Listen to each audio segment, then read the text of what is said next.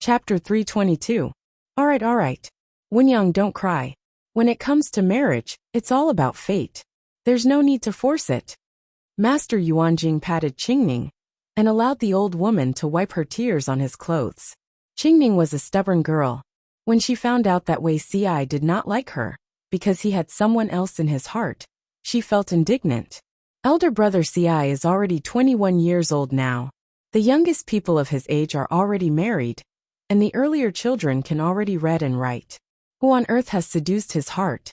Qingning pursed her lips, and her eyes were filled with tears, as if she was about to cry in the next second. The young girl was very innocent. She had never thought of forcing Wei Xi to like her. She just felt that the person she liked was good in every aspect. Others should like him like her. Although it would be uncomfortable, it would be best if the person she liked was happy. If there was someone else in Wei Xi's heart, why was he not married? Master Yuanjing was slightly troubled by this question. It depends on fate. When fate is right, it will happen naturally.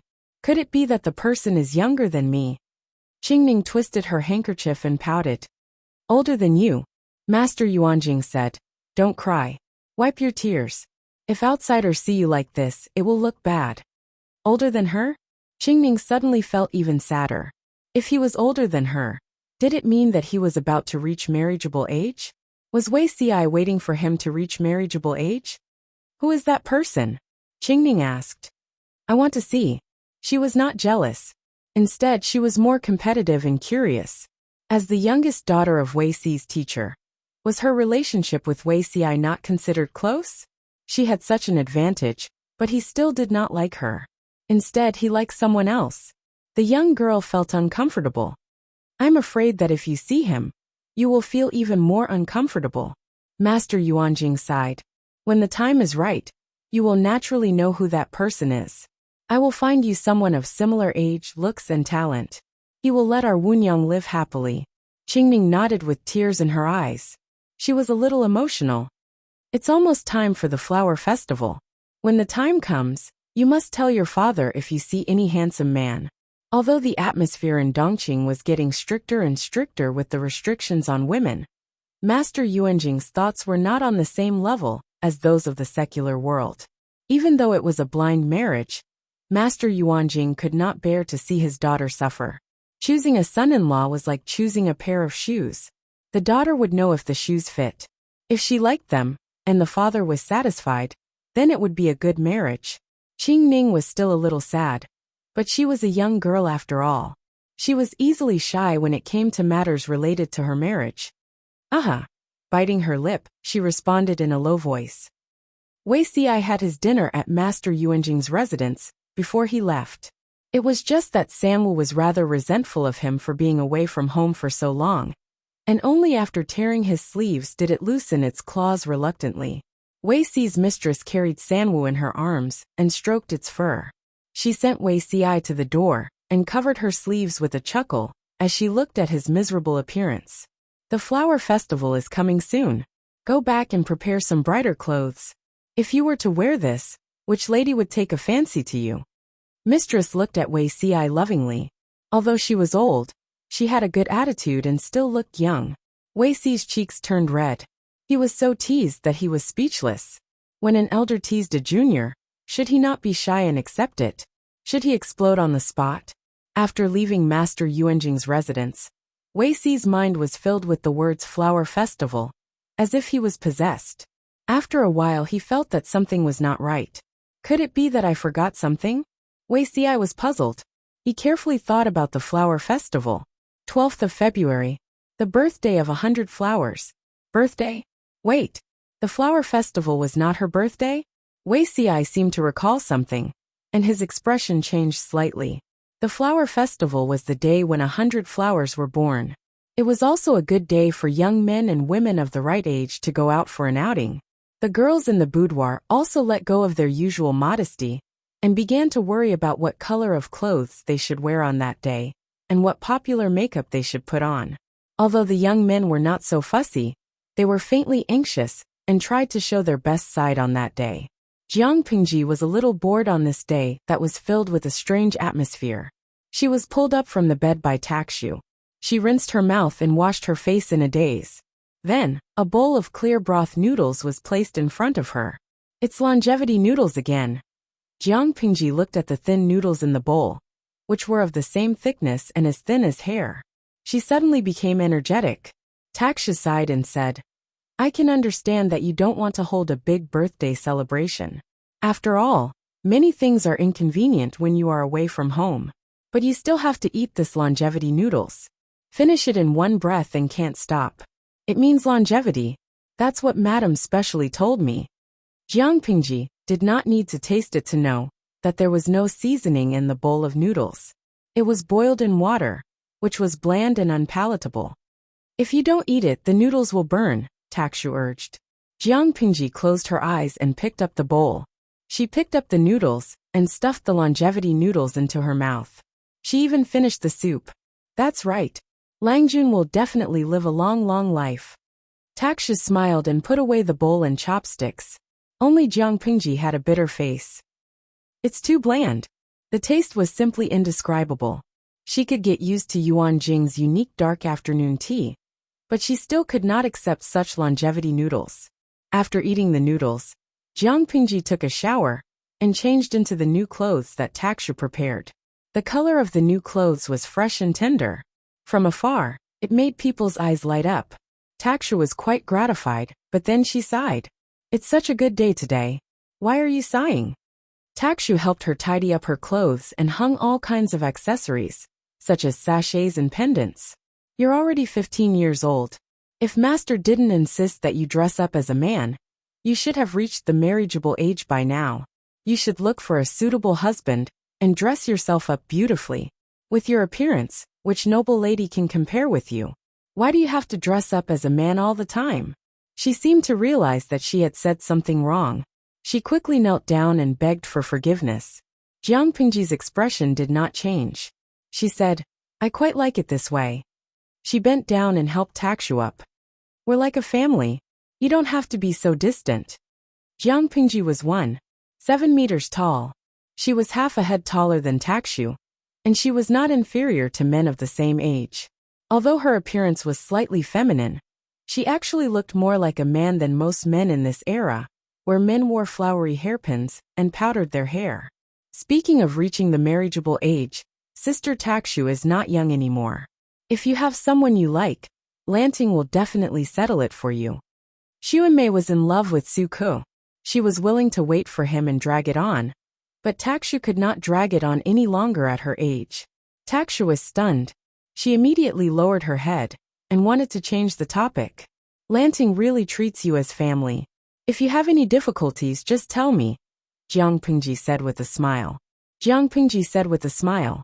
Taksha burst out laughing. Your servant's life is better than that of a rich merchant's wife. What difficulties do I have? She took the sandalwood fan and passed it to Jiang Pingji. Come back early. You still have to leave tomorrow.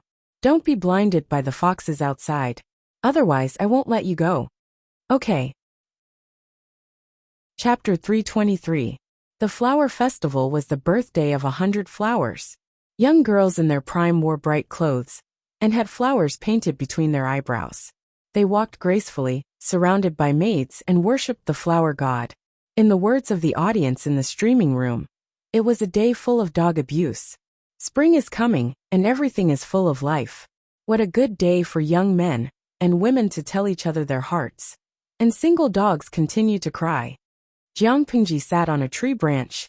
There was a gathering in the distance. The young, beautiful, and energetic girls were indescribably beautiful under the spring sun. Not only did they attract Jiang Pingji's attention, but they also attracted the gazes of a group of young nobles. White was chewing the weeds that had sprouted on the ground. He spat it out after chewing, then went on to harm another patch of tender grass.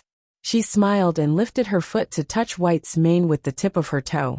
It walked away in disgust. Jiang Pingji smiled and talked to White. You're not young anymore. Do you want me to find you a partner? How many cubs do you want? White squinted and made a sound as if it was mocking her. She did not understand horse language, but the little angel in the streaming room seemed to have learned the language and helped her translate. Yekaken. White's voice, my stupid master, How many days have you not washed your feet? Whatity and duty I? Wrong. White is obviously a single dog, and you want to mock me. Wicked people. Run Zhongqi too. This young lady is very popular. I just noticed a strange horse trying to flirt with Dabai. Jiang Pingji secretly rolled her eyes. Was she not as attractive as the horse, Whitey? She leaned on the tree branch and closed her eyes to rest. Because of the terrain, the air in Langya was warm and humid. The pear blossoms that only bloomed in March were now all over the branches. When the spring breeze blew, petals would rustle and fall.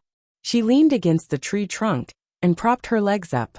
One hand was on her knee, and the other was holding the wooden clogs that she took off. Her feet were only wearing snow-white socks. Half of her body was hidden in the pear blossoms.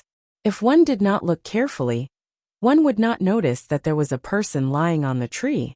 A cool breeze blew, and the pear blossoms rustled and fell. Jiang Pingji could vaguely hear a conversation in a low voice. Wenyang, did you really take things too hard and reveal your thoughts to your father? The girl's voice was sweet, but it was so sweet that it made people feel sick. Dad is an open-minded person. If I tell him, he will help me decide. The voice of the girl called Wenyang was a little hesitant and dejected. But Brother Ci already has someone else in his heart, and father doesn't agree either. He asked me to take advantage of the flower festival to find someone else I like. The girl with the sweet voice pouted in dissatisfaction. How can you do this? Then do you know who that person likes? Wenyang looked slightly worried. I don't know. I asked my father, but he refused to tell me. He only said that he would naturally know when the time is right. The girl tilted her head, thought for a while, and said with certainty, then he's definitely not a decent person. Wenyang did not understand. She asked doubtfully, why do you say that he's not a decent person? You don't understand. Wei Langjun is now 21 years old. If he really has someone he likes, he definitely won't delay it like this. Unless the girl's identity is not good. For example, he doesn't have the face to marry someone from that kind of place. Don't you know that all the matchmakers in Langya County don't dare to matchmake for him? He's already in trouble. If he continues to delay it, what about the issue of heirs? After listening to her, Wenyang only understood what she meant after a long while. She suddenly blushed, and she felt a little angry. Brother Ci is not that kind of pedantic person. Even if he really likes a woman from a brothel, he won't be so concerned about his reputation. How could Wei Ci continue to let the person he likes suffer for the sake of his reputation? Wenyang could not accept someone slandering Wei Ci like that. Then he likes married women. The girl spoke before Wenyang, stopping her from speaking. All the matchmakers in Langya County can't wait to cover their noses and avoid Wei Ci. No one matchmakes for him, and his marriage is not settled. Now that a beauty like you has taken a fancy to him, he should respond happily. Why would he use the excuse that he has a sweetheart to reject you? Wenyang was a little angry. I won't allow you to say that about him. How can a gentleman covet someone else's wife and concubine? The girl pouted and said shrewdly, you're so protective of him. But he doesn't even look at you properly. You're in a hurry to get close to him. But has he ever given you any face? What's so good about Wei Ci? He's a jinx who brings misfortune to his wife and children, his parents, and his entire clan. Foolish opinion. Wenyang was so angry that her chest rose and fell violently. There was a little anger on her little face. What about Brother Ci? Look at his behavior. He respects his teachers, is friendly to his schoolmates, and treats the younger generation leniently. How can you judge him based on the 8 characters of fortune? There are many people in the world, like the 8 characters of fortune of the emperor. Why is he the emperor, while others are just common people? Yes. I'm ignorant. I'm not as knowledgeable as you, 5th Miss Ju. The girl was also angered. It was as if her sore spot had been hit. She retorted, you're so educated, reasonable, and considerate. You're actually sticking to a man who no one wants. That's great. You. Wenyang widened her eyes at her words. She was so angry that her fingers were trembling. No matter how bad Zixiao is, he's not someone who can be belittled by a daughter born of a commoner's wife who lives in poverty and is arranged by her official mother to be someone else's concubine. Jiang Pingji found that the two girls were arguing louder and louder, which seriously disturbed her sleep. She could not help but jump down from the pear tree and interrupt them. The two girls looked over upon hearing the sound, and saw a young man in fresh clothes with a smile on his face. He was only wearing socks, and his wooden clogs were still in his hands. The girl was startled by her appearance. Thinking of what she said just now, her face turned pale. Wunyang was still a little puzzled. She asked doubtfully, "Concubine? You'd better be more careful in the future. It's better to stay away from such a talkative and venomous beauty, who likes to judge people's hearts with sinister words." Jiang Pingji took 2 steps forward, and saw through the girl's nature at a glance. She sized her up with a faint smile. She belittles Zixiao not because she really looks down on him, but because she wants to plan for herself. Huh? Wunyang was stunned. Her official mother wants her to marry a man who is old enough to be her father. She's unwilling, and wants to find a better way out for herself. Zixiao is despised by others, but she doesn't have a high status, and is not valued at home. How compatible are they? That's probably what she thinks. Jiang Pingji stared at the girl until her face turned pale. Her legs trembled, and her words poked at the secrets in her heart. If I hear any rumors that tarnish Zixiao's and this girl's reputation later. Jiang Pingji's expression suddenly turned cold. Guess who will spread the rumors? Wunyang was an innocent girl in the boudoir, but she had an open-minded father.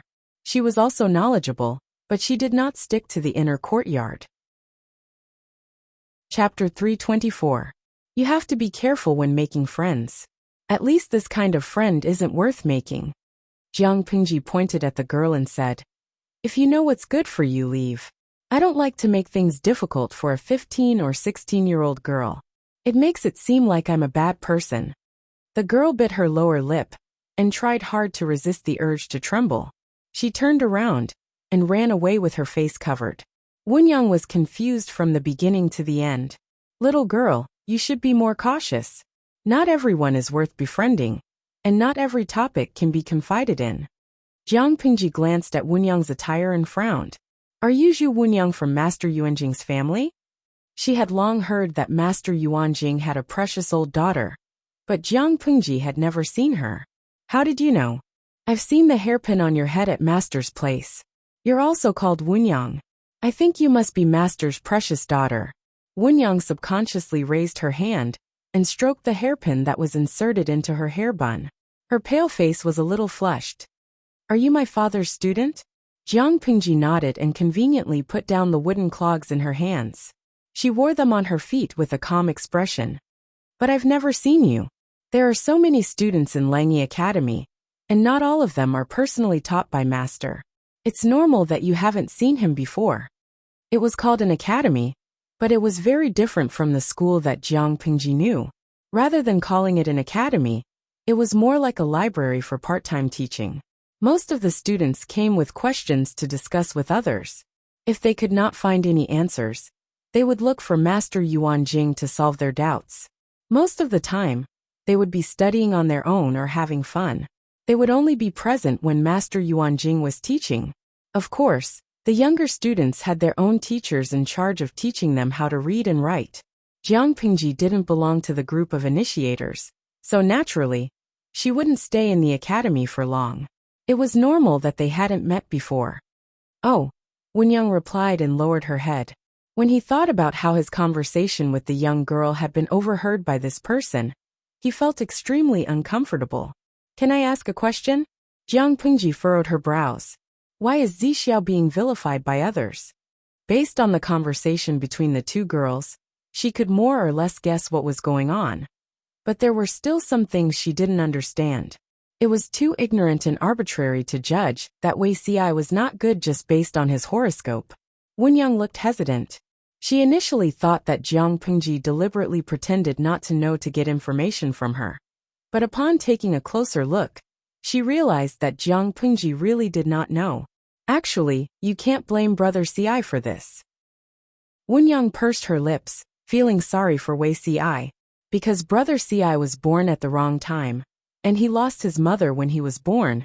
He was almost strangled to death when he was born.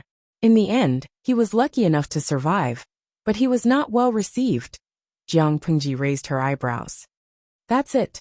How could they be despised by the entire Lengjie County just because of this? Although the girl who ran away was talkative and had some evil intentions, Jiang Pengji felt that she was not lying about Wei Si's situation in Lengjie. This, Wenyang stammered. She had no choice but to say. When Brother Si was 15 years old, his father's second wife tried to arrange a marriage for him. The two families were about to match their 8 characters, but as soon as the 8 characters were taken out, the woman resolutely broke off the engagement and spread the 8 characters. Jiang Pengji was still confused. What kind of strange horoscope could cause such great power? That horoscope is famous for cursing wives, children, parents, and even the whole clan. Therefore it is feared by people. Seeing that Jiang Pengji did not understand, Wenyang had to bite the bullet and continue. Brother Si was born on the 22nd day of the 8th lunar month in the year of Kueyo. 22 ND day of the 8th lunar month in the year of Kueyo? Jiang Pengji faintly felt that this day was a little familiar. She could not help but think deeply. She seemed to have seen it somewhere before. This time of birth, Jiang Pengji suddenly thought of the content of a piece of unofficial history and said, "Is this really his birth date and 8 characters?" Yes. Jiang Pengji suddenly understood why Wei Si was so feared and ostracized by people.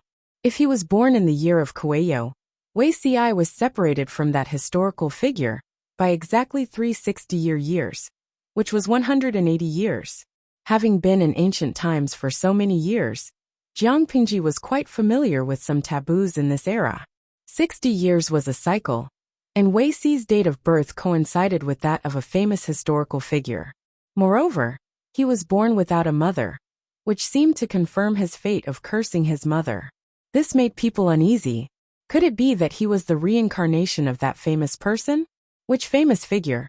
The founding prime minister of the Xia dynasty, Huangfu Fengmin, was born in Lengjie County.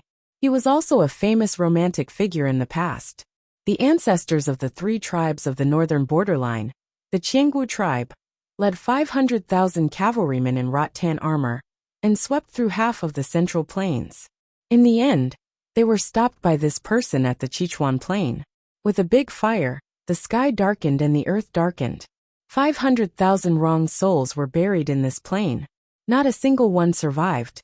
According to some old people, on special days, the Sichuan plain would be filled with white dust, like the ashes of those cavalrymen. This was probably not considered ruthless. What was more ruthless was that this person had once made tens of thousands of captives into human flesh and dried meat for the army to use. He had resisted the most tragic battle before the founding of the Xia dynasty. He seemed to have done many things like burning cities and massacring them. It was not wrong for the enemy to hate him, because he was ruthless to the enemy. But why did the descendants of the Xia dynasty also avoid and hate him so much? According to rumors, this person held the young emperor hostage and tried to replace him. In the end, he was killed by the young emperor, who bore the humiliation and carried out his mission. The young emperor probably hated this person to the core, so he cut off his head and separated his corpse. He took out his heart and made it into food to be cooked and shared with many officials. When she read this part of history, Jiang Pengji was completely dumbfounded. That was not the end of it. There was another unofficial historical rumor that said that the young emperor and his confidants had conspired to summon the most accomplished Taoist priest in the country to make a soul-suppressing peachwood coffin. His headless body was placed inside the coffin, and his soul was imprisoned. They used the monstrous hatred in his heart to suppress the Xia dynasty. The unofficial history also said that before the Xia dynasty was destroyed, there was thunder and lightning and a flood. This caused the mountains to collapse, revealing the peach coffin. The peach coffin was split open by a farmer, who went up the mountain to chop firewood. He released the wrong souls, and ended the fate of the Xia dynasty. Wei Si was born after the Xia dynasty was destroyed. People could not help but suspect that this person was the reincarnation of that person, who came to take revenge. Unfortunately, Wei Si's appearance became more and more handsome after he grew up. He was full of talent. Whether it was the 6 arts of a gentleman or other unorthodox skills, he displayed impressive talent. When the annulment of the engagement happened, this date of his birth spread throughout Langyi County. Naturally, people were anxious.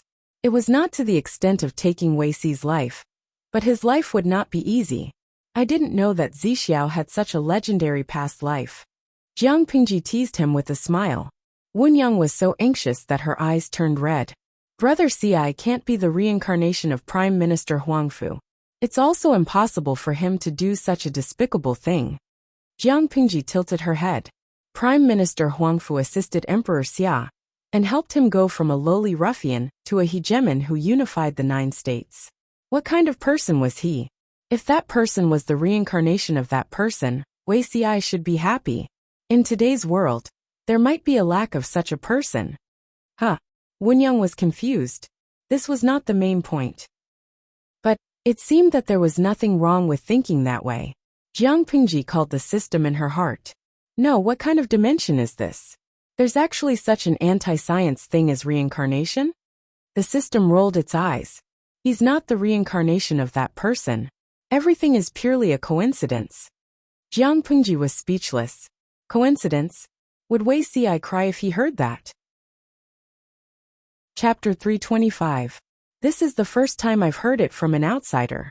Many of my father's students think that Brother Ci was born with bad luck. They see him as an ominous person and wish they could cover their noses with their sleeves, as if he was the plague. Although no one said anything on the surface, they have been distancing themselves from him behind his back. Wunyang was very dissatisfied with the injustice that Wei Ci had suffered. She also firmly believed in her own opinion of Wei Ci. But she was small and not many people would listen to what she said. Now that she met someone who shared the same ideals as her, she could not be happier. It's just the opinion of the ignorant. Jiang Pingji pouted and said, countless children were born on the same day, and at the same time. Do they all have the same fate?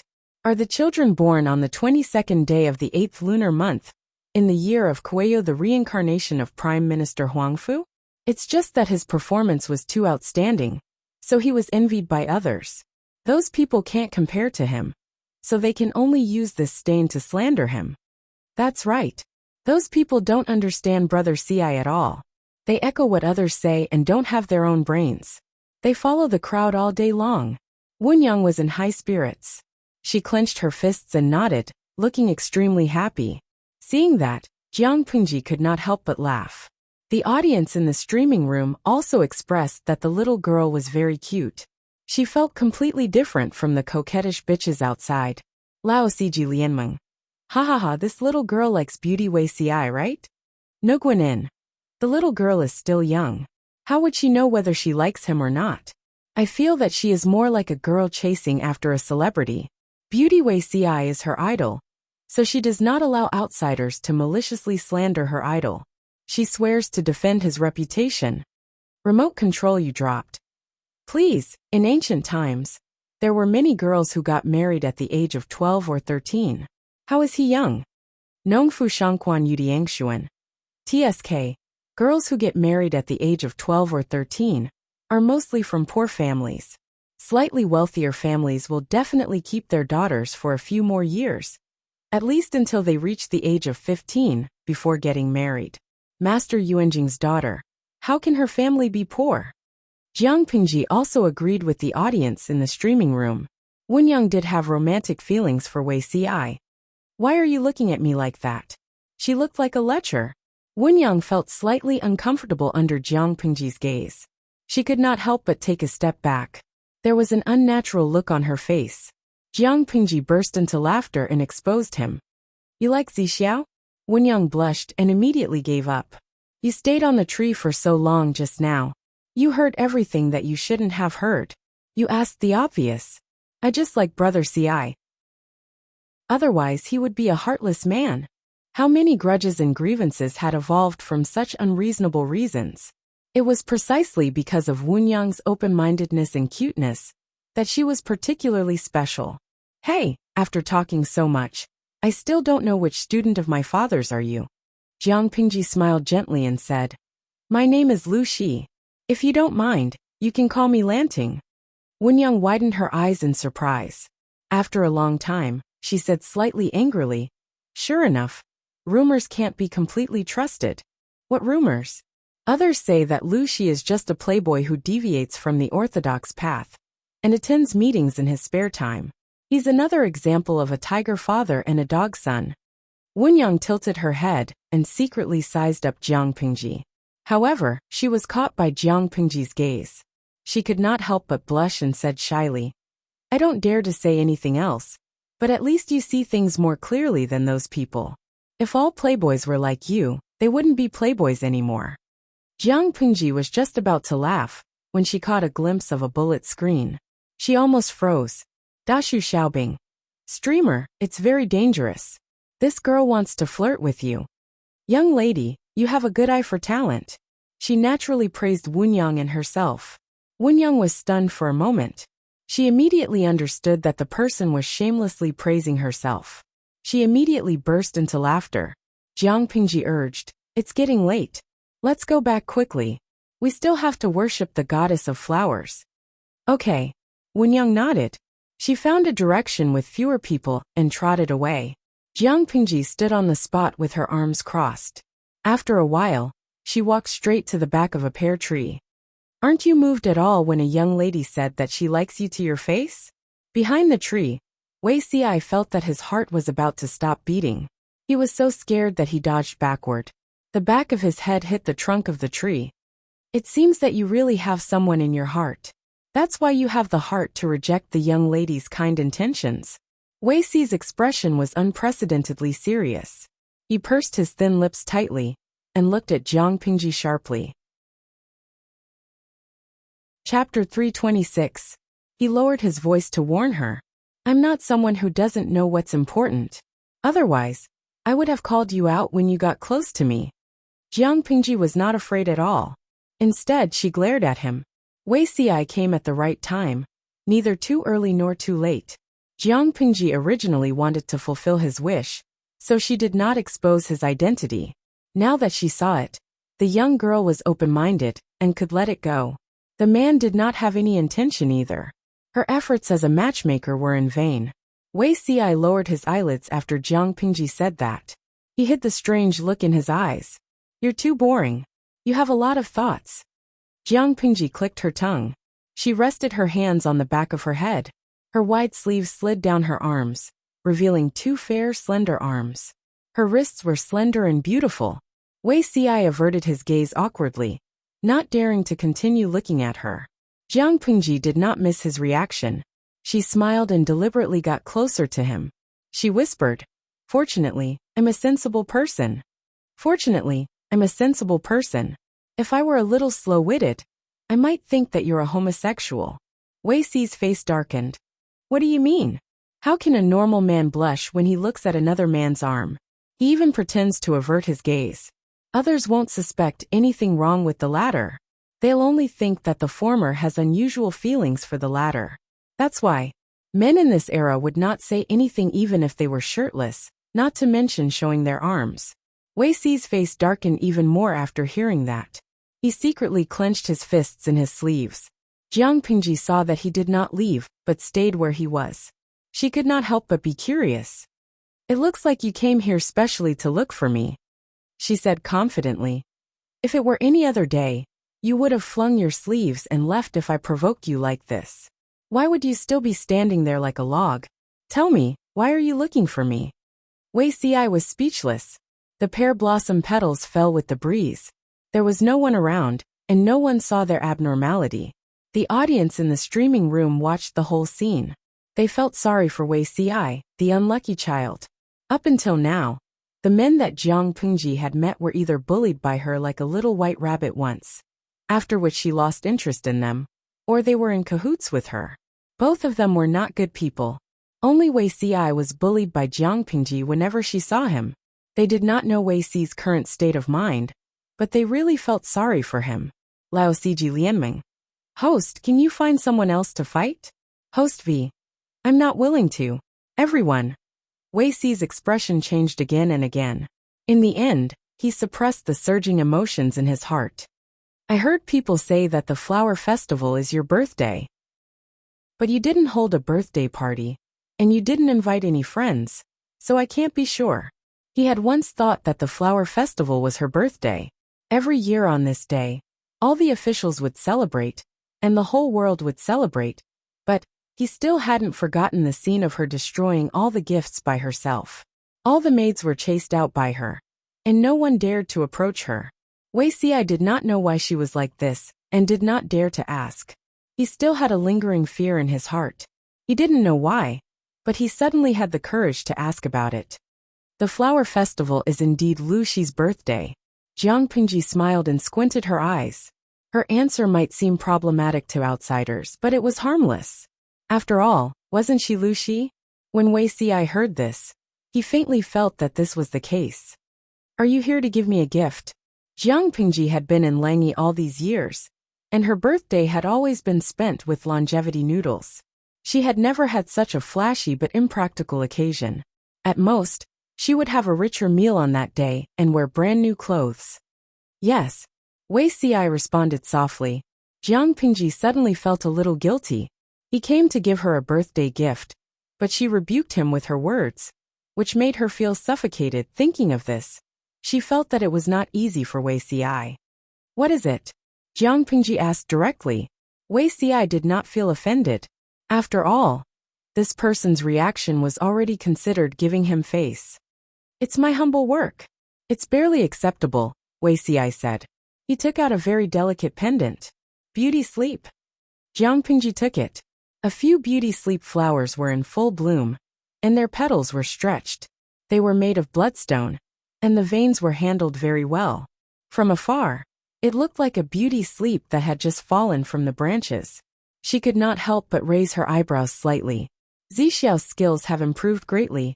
The stone was not of the highest quality, and it was made by Wei Xi himself. Although it was not valuable, it was the thought that counts. Over the years in Langyi Academy, Jiang Pingji had been invited to other people's birthday parties. Most of the gifts she gave were the students' own works. Manuscripts, carvings, paintings, and calligraphy. Friendship was more important than value. Wei Xi's gift of this pendant could only be said to be average. But Jiang Pingji secretly glanced at the bullet screen. Sure enough, there was a bunch of people ridiculing Wei Xi. Vingtang lemon. Invisible pretense is the deadliest. What do you mean by clumsy work, barely acceptable? Mui. I've been learning carving for a few years, but I can only hug myself and cry. Jiang Pingji felt better. Host V. It's okay, I'll help you. In an instant, the bullet screen that ridiculed Wei Xi turned into heartache. He was rebuked before he gave the gift, and now he was rebuked after he gave the gift. How pitiful. Thank you. In another place, Wunyang was in a good mood. She worshipped the flower god and prayed for her family as usual. In the end, she shyly added, "May I have a lover and stay together till death." The flower festival was indeed very lively. The beautiful young girls in fresh clothes competed with each other for beauty, and the young men who were dressed in elegant robes became a unique scene. Listening to the rhythmic recitation of the elegant gathering, Wunyang was thinking about her marriage. She did not have to think about Wei Xi. They were not fated to be together, and she could not force it. There were many young talents at the flower festival, but compared to Wei Xi, all of them were overshadowed. Back home, Wunyang was still worried about this matter. Master Yuanjing looked at her pouting face and could not help but smile. He asked her, "Did you fancy anyone today?" "No, I can't compare to Brother Ci at all," Wunyang said. Yuanjing's wife saw that her husband was so inappropriate, and she suddenly became a little angry. "How can you teach your daughter like this? I'm really afraid that when Wunyang reaches the age of 15, no one will dare to propose marriage. How can you let Wunyang make the decision herself?" Master Yuanjing said, "Why are you so worried? If no one proposes, then so be it. Can't an old man like me support Wunyang?" His wife was also angry.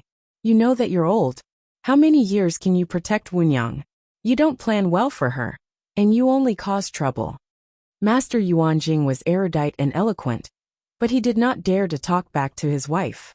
He secretly glanced at his daughter and saw that Wunyang was smiling at him. She was watching the drama unfold. There are so many young talents.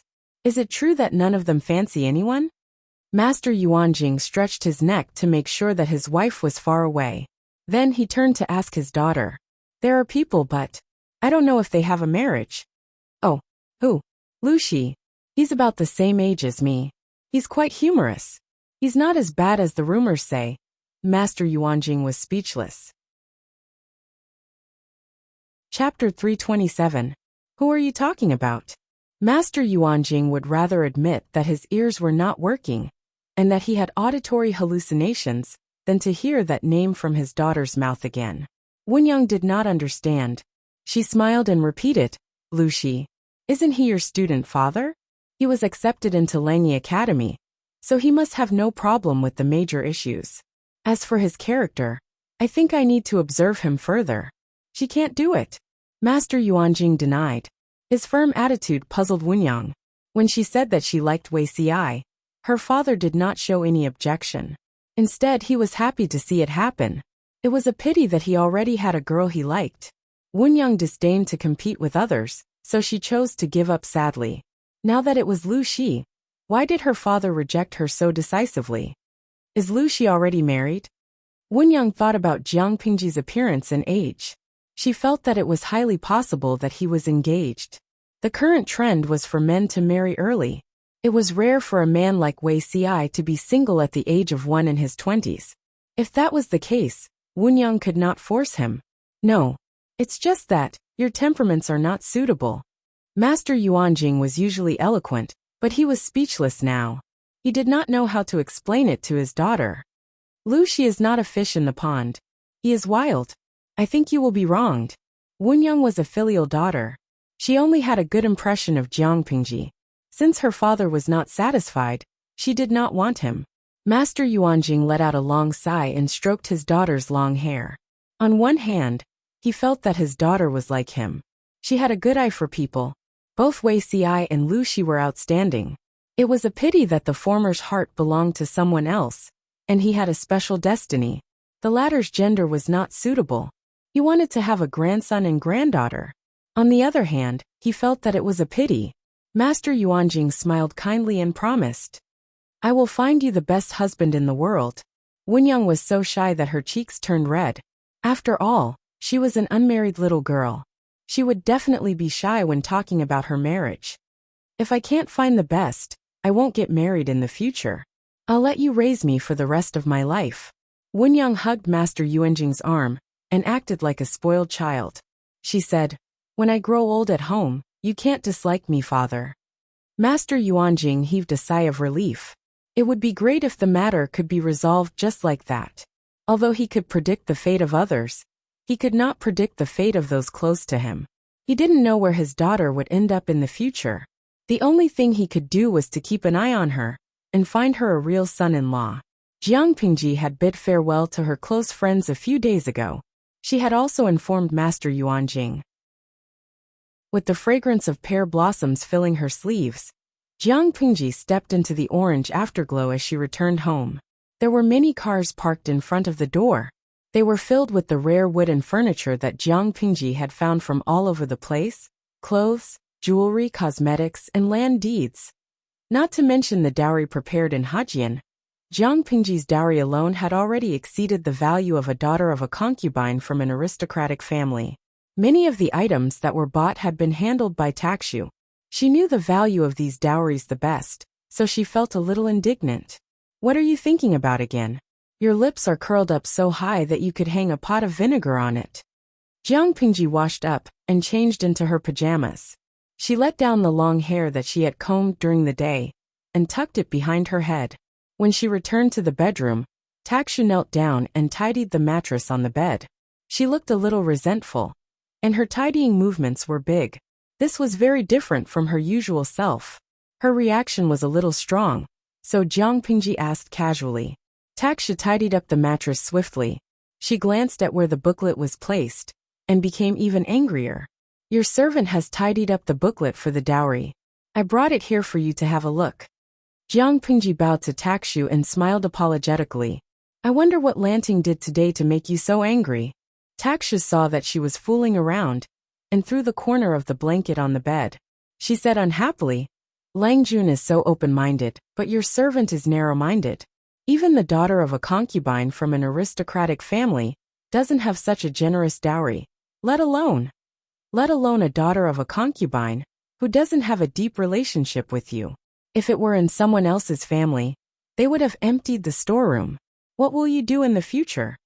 In today's era, the daughter of a concubine and the daughter of a concubine were two completely different concepts. The Lu residents gave such a generous dowry to the daughter of a concubine. It seemed like they were going to empty the storeroom. How would the son of the first wife who would inherit the family business in the future feel? Of course, from another perspective, it also reflected the generosity and benevolence of the Lu residents. They treated the daughter of a concubine so well. However, this kind of good wasn't something that everyone would buy. If it were an ordinary person, they would not be happy with what Takshu said, even if they did not have any thoughts. Jiang Pingji smiled indifferently. When my sister gets married, the dowry and her family are what she relies on in her husband's family. Not to mention marrying into the royal family. She cannot be looked down upon. I'm her brother after all. Why should I be calculative with her? Takshu sighed. Lang Jun is magnanimous, but I'm afraid she might not appreciate it. Although they had the same father, the daughter of a concubine and the daughter of a concubine were opposite in status. They rarely got along well. Jiang Pingji smiled without saying anything.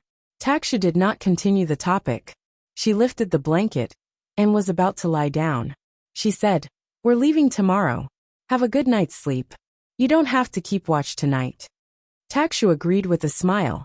She still made the bed in the outer room. Jiang Pingji could only sigh when she heard the movement outside. That night, the moon was bright and the stars were sparse. Master Yuanjing did not sleep until midnight. He tossed and turned, which woke his wife up. "What's wrong with you tonight?" He tossed and turned like he was baking pancakes. "Did I wake you up because I moved too much?"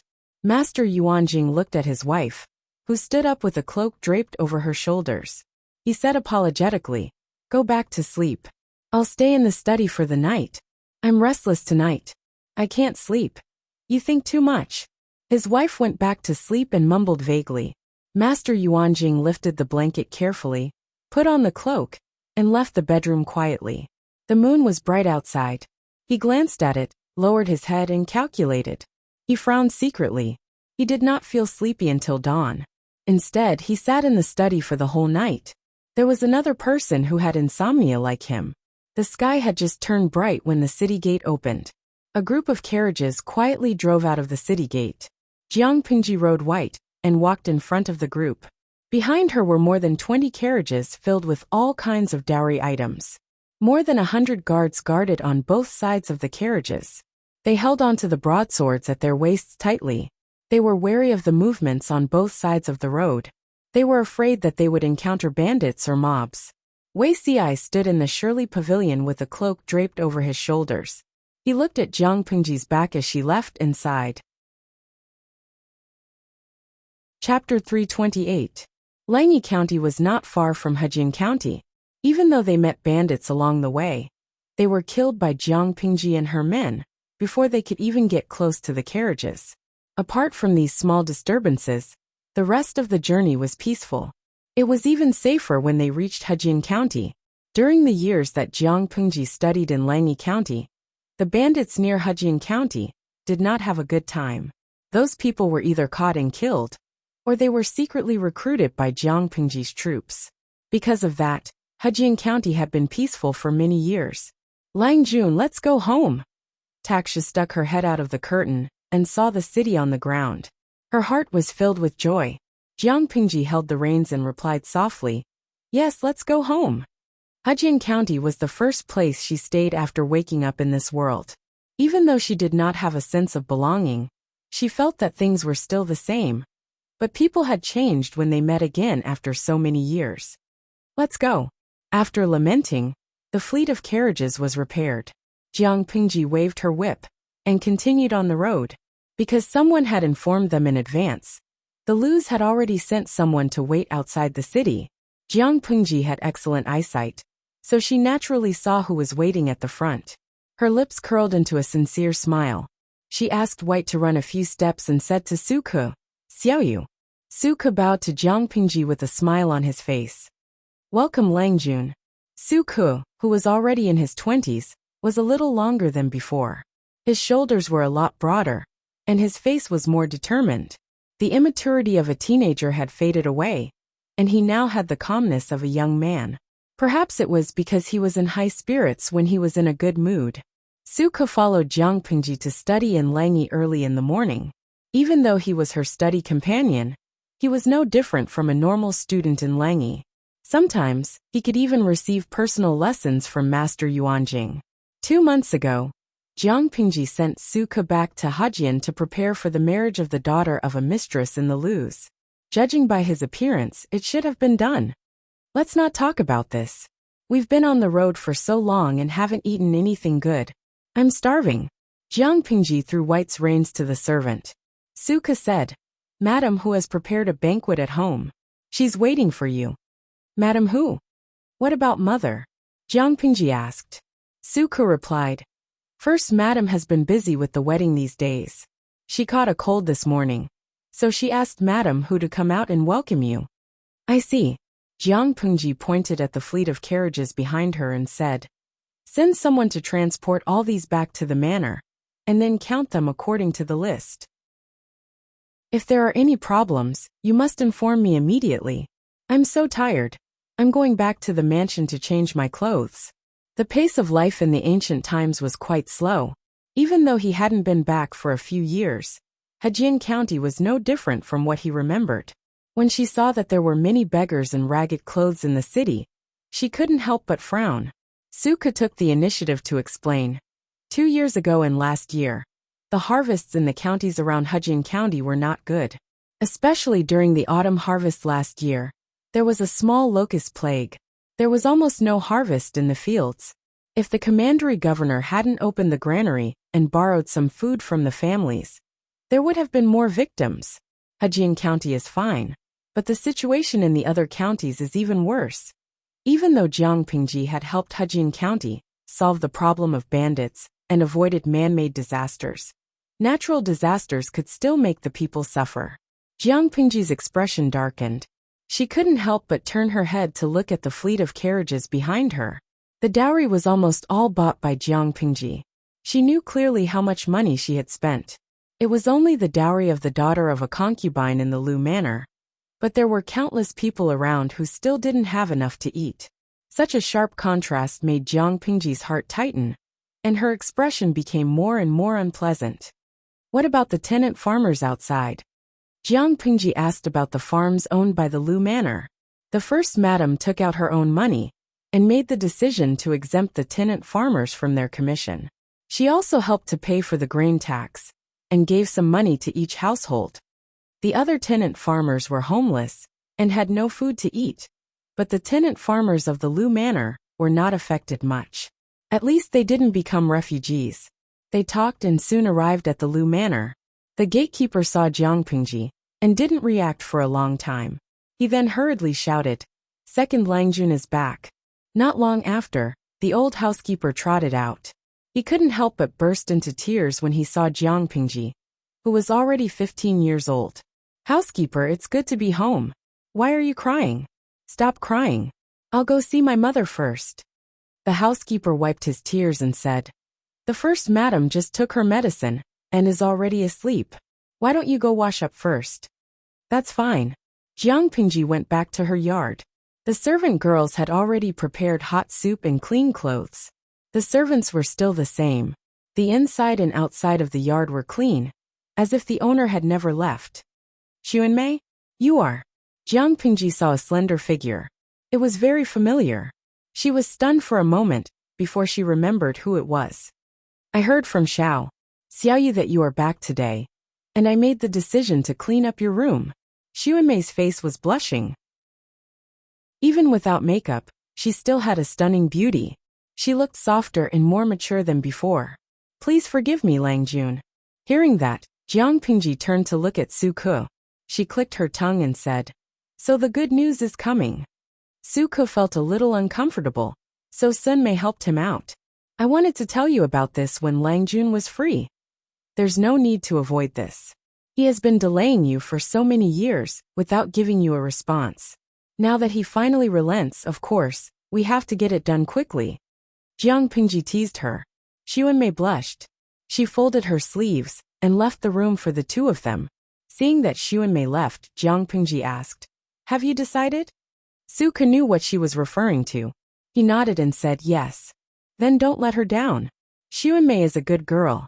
To be honest, Jiang Pingji didn't have high hopes for Xu Wenmei and Su Ke. The latter was a swan. Sooner or later, he would spread his wings and soar. Compared to him, Xu Wenmei was just an ordinary girl. It was hard to imagine if Su Ke would treat Xu Wenmei the same way when he became successful in the future. In Jiang Pingji's opinion, with Xu Wenmei's qualifications, she would be happier if she chose a stable and ordinary man. However, that was just her guess. What would happen in the future would depend on the two of them. Su Ke could hear the warning in Jiang Pingji's words. He couldn't help but say solemnly, "I won't let her down." Jiang Pingji patted his shoulder. "Remember what you said." Su Ke said, "Of course I will. Have a seat.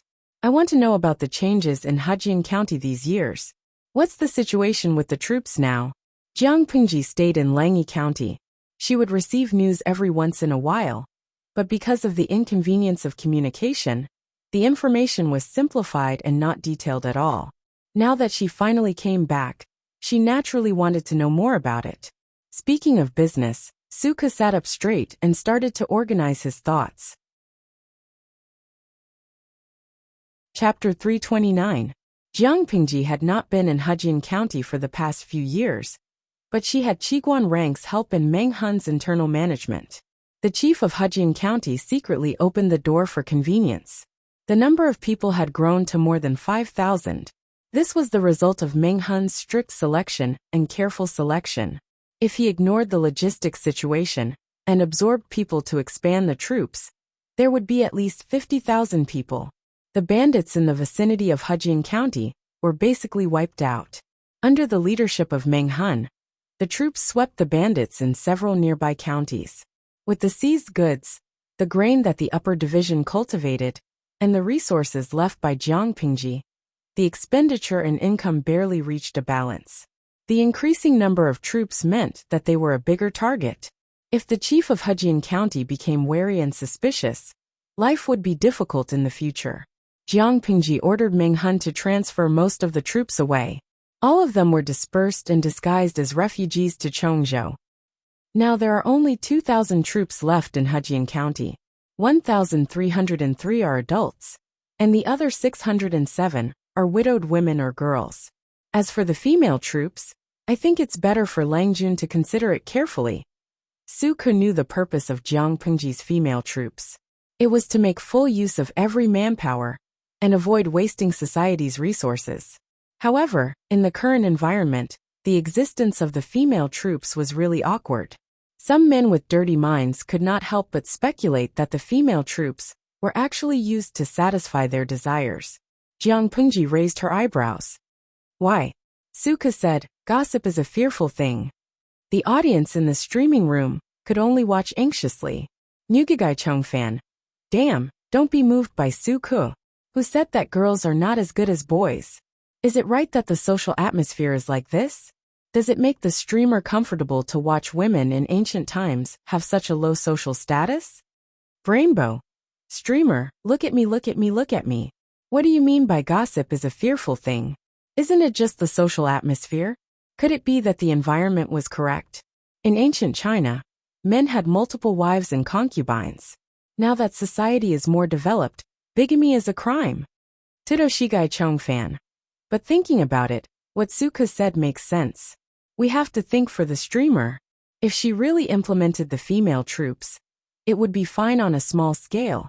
But if it was on a large scale, there would be a lot of pressure from the public. Zwism Beishijing. I despise the comment above. So what if there is pressure from public opinion? There are so many viewers in the live broadcast room who are always scolding the host, saying that she is cruel or uncultured, cursing her ancestors. But have you ever seen her pay attention to those people who are spewing shit? Seeing this, many people came to a realization. The crux of the problem was not the pressure of public opinion, but whether Jiang Pingji was willing to bear the pressure. Shanha Ilong. Host, don't panic. We will always support you. Idao 88,000. TSK. The entire live broadcast room is filled with the aura of feminist cancer. You guys might as well advocate polygamy. Ancient society was like this. The social environment determined that women stayed at home and raised children. Men were the main productive force of society. Can you calm down a little and consider the environment of the host's dimension? Were they all sick? Due to the difference in opinion, the entire live broadcast room began their daily bickering. Of course, most of the people arguing were the new audience members. Many of the old audience members were still calm and did not worry that Jiang Pingji would be persuaded by Su Ke, Lao Siji Lianmeng. By the way, do any of you remember the name and the real theme of the host's live streaming room? Huagua History de Quan. In the name of palace intrigue, it is actually a fight for the throne and the throne. Inueja Jugachinma. #mockery. So, what else is there to discuss about the formation of the female troops? The host Jiang Pingji is a woman. In the future, when she competes for the throne and becomes famous in the 9 prefectures, the status of women in society will definitely rise, and they will be valued in a real sense. Jiang Pingji wants the competition to be smooth, so it is necessary to improve the status of women in society. Both of them were bound together to a certain extent. Only when the environment recognized the social value created by women could the title of the female emperor be well deserved. Otherwise, even if the person sitting on the throne was a woman and the whole society was still male-dominated, she would only be a puppet. Seeing these comments, Jiang Pingji secretly laughed. The live broadcast room was a mix of good and bad people. Most of them were just onlookers, but after careful selection, there were still some clear-headed people.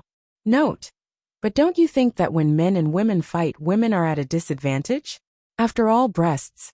In a place like the battlefield, there was no need for manners. To deal with female soldiers, there must be some indecent methods. Hongchenlingxi. #Picnose1. Look at what the person above said. As if the thing between a man's crotch is made of copper and iron. It doesn't hurt if you kick it. Everyone. I have decided on this matter. The female troops are determined to win. Jiang Pingji raised her hand to stop Su Ke from speaking. She said, "Right now our foundation is still too shallow. What's more, joining the troops will give them a place to settle down." Su Ke thought about it, and it seemed to be true. Currently, most of the 670 female troops were orphans or girls abandoned by their families. If the troops were not willing to accept them, they would either starve to death by the roadside or be abducted by human traffickers.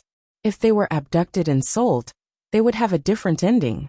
The unluckier ones would go directly to a shady place to sell their bodies. Those who were slightly better off would most likely be bought by some family and become a child bride or a rough maid.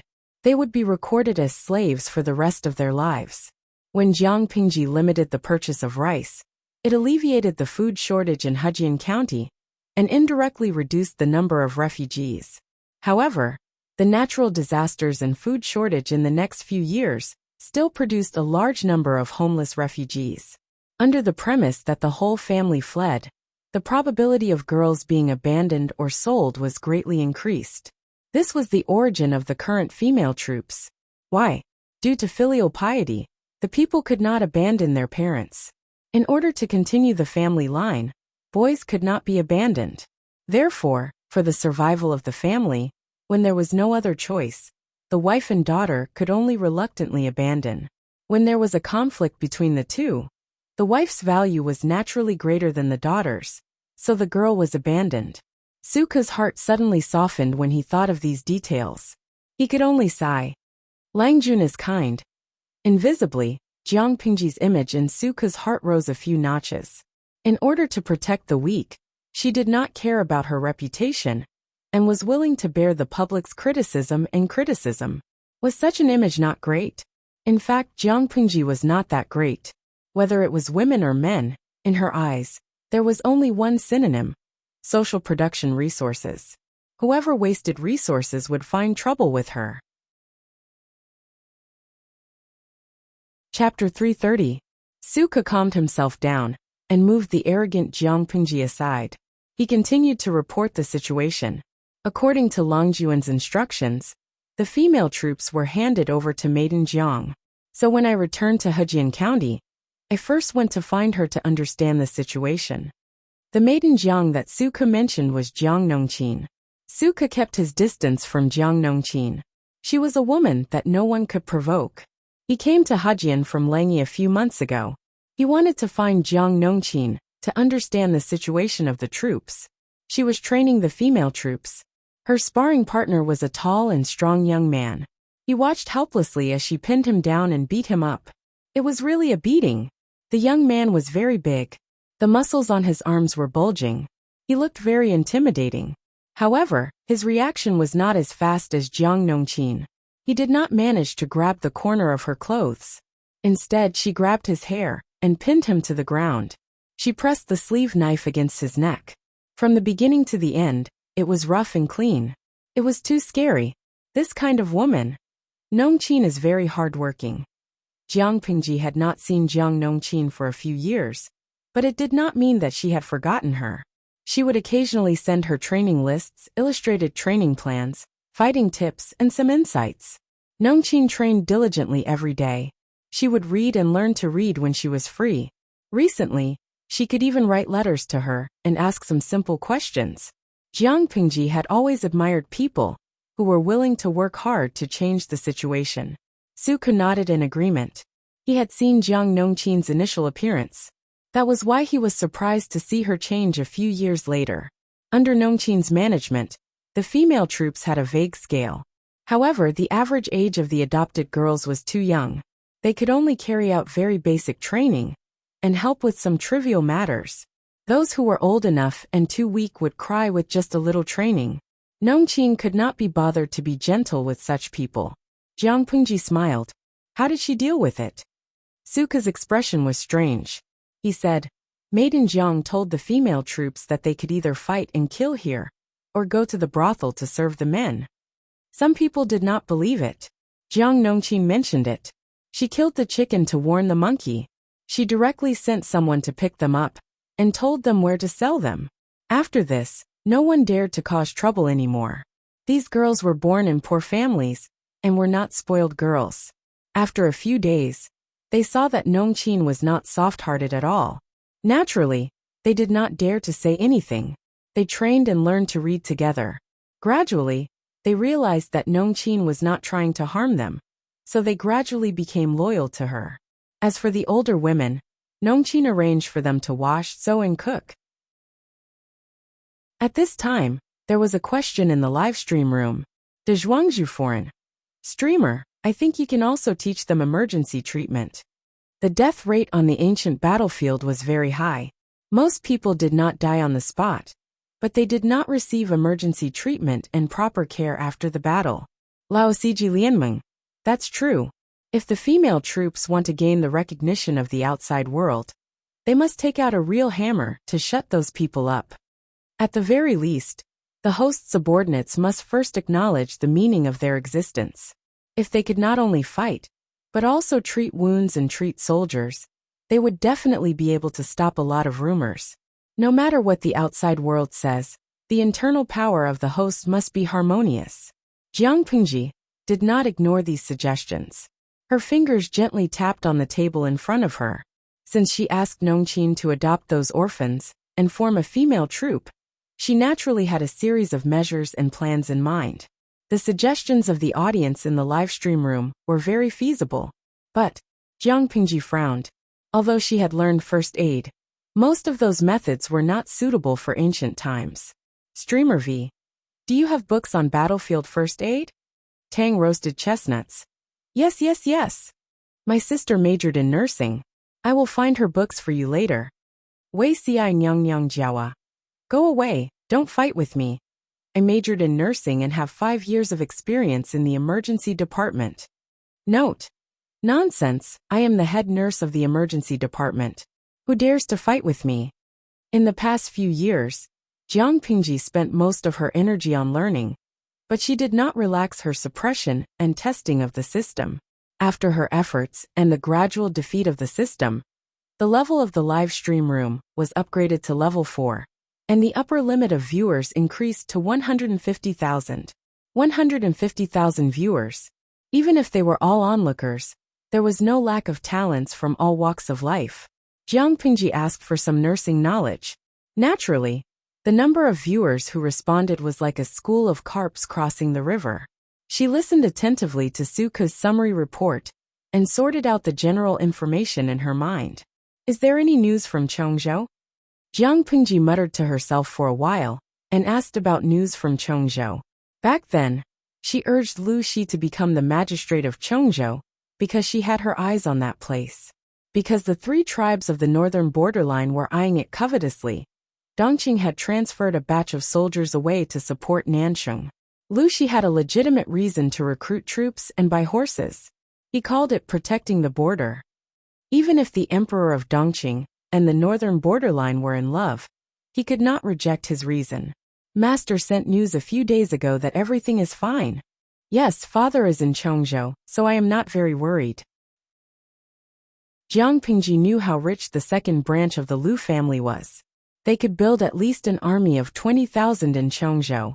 Coupled with her meticulously trained troops, it was not too shabby. Suka looked down. He could vaguely guess Jiang Pingji's intentions. According to Ke's understanding, now that all the princes have come of age, the situation of the fight for the throne is getting more and more serious. The relatives and the eunuchs have temporarily joined hands, stirring up the entire imperial court. Prince Chongshou is full of ambition. I'm afraid he will make a big move next. Why don't you? Jiang Pingji shook her head. We can't. If we do that, it will benefit the north borderline that has been coveting it for a long time. She understood what Suka meant. He wanted to take advantage of the chaos in the court and Dongqing's people's misery to gain the upper hand and gather troops to occupy a piece of land. Of course, the bird that sticks out gets shot first. Naturally, she had to wait for the other forces to be unable to hold back and attract the firepower first. Then she would attack from behind. If that was the case, it would be equivalent to internal strife in Dongqing, allowing the north borderline to reap the benefits. Suko asked, does Lang Jun want to deal with Beijiang first? Let them fight for the hinterland of Dongqing first. Jiang Pingji curled her lips and said, defending against the foreign clans is a righteous cause. A fight between brothers and relatives, and an outsider coming over to snatch something definitely had a different meaning. The 3 tribes of the northern borderline were outsiders. Beijiang seems difficult to deal with, but are the local forces of Dongqing really that easy to deal with? The relationship between the princes, the emperor, and the feudal vassals is at daggers drawn. Including the forces supported by other aristocratic families, there will be a chaotic battle within Dongqing. Rather than fighting with them, it's better to wait for them to finish snatching, and then deal with them. Before that, we should first take down the 3 tribes of the northern borderline and occupy their horse farms. But this Beijiang, Dongqing has been fighting with them for many years, but we still can't do anything to them. Suko had also considered this point. But single-handedly challenging the north borderline was equivalent to dealing with a country. How could Chongzhou, a single prefecture, achieve this? Chapter 331. As the saying goes, know yourself and know your enemy, and you will never be defeated. The factor that determined the outcome of a war was not only the military strength of the 2 parties, but also the battle of information between the 2 parties. Why were strategists so highly regarded in ancient times? That was the key. Those who were good at strategizing could accurately predict the enemy's mind, grasp the initiative, and determine victory from 1,000 miles away, even with scant information. In Jiang Pingji's opinion, these people not only had abnormally intelligent brains, but their analysis and deduction of the surrounding situation were also impressive. Others had only just seen the beginning, but their brains had already deduced the ending. That was the difference between ordinary people and strategists. But what if there was detailed, accurate, and real-time information? Even ordinary people could see some clues, and strategists were like tigers that had grown wings. Therefore, if Jiang Pingji wanted to use Chongzhou as a foundation, and then plot to conquer the northern borderline, she had to understand all aspects of the northern borderline in detail. I will personally write a letter to my father and ask him to send people to collect information about the northern borderline in advance. Jiang Pingji said. The royal family of the northern borderline in Dongqing have been united by marriage for almost 3 years. It's long past the honeymoon period. Next, it's time to reveal the true intentions. The princess of the northern borderline in Yaina married into the royal family of Dongqing. She did not have any good intentions. Jiang Pingji was a witness to how she fooled around with the fourth prince, Wu Majun, under the rockery before marriage. If she sincerely wanted to unite by marriage and ease the relationship between the two countries, would she have cheated on her future brother-in-law? She married the second prince and became his princess consort. She had stirred up a lot of trouble over the years.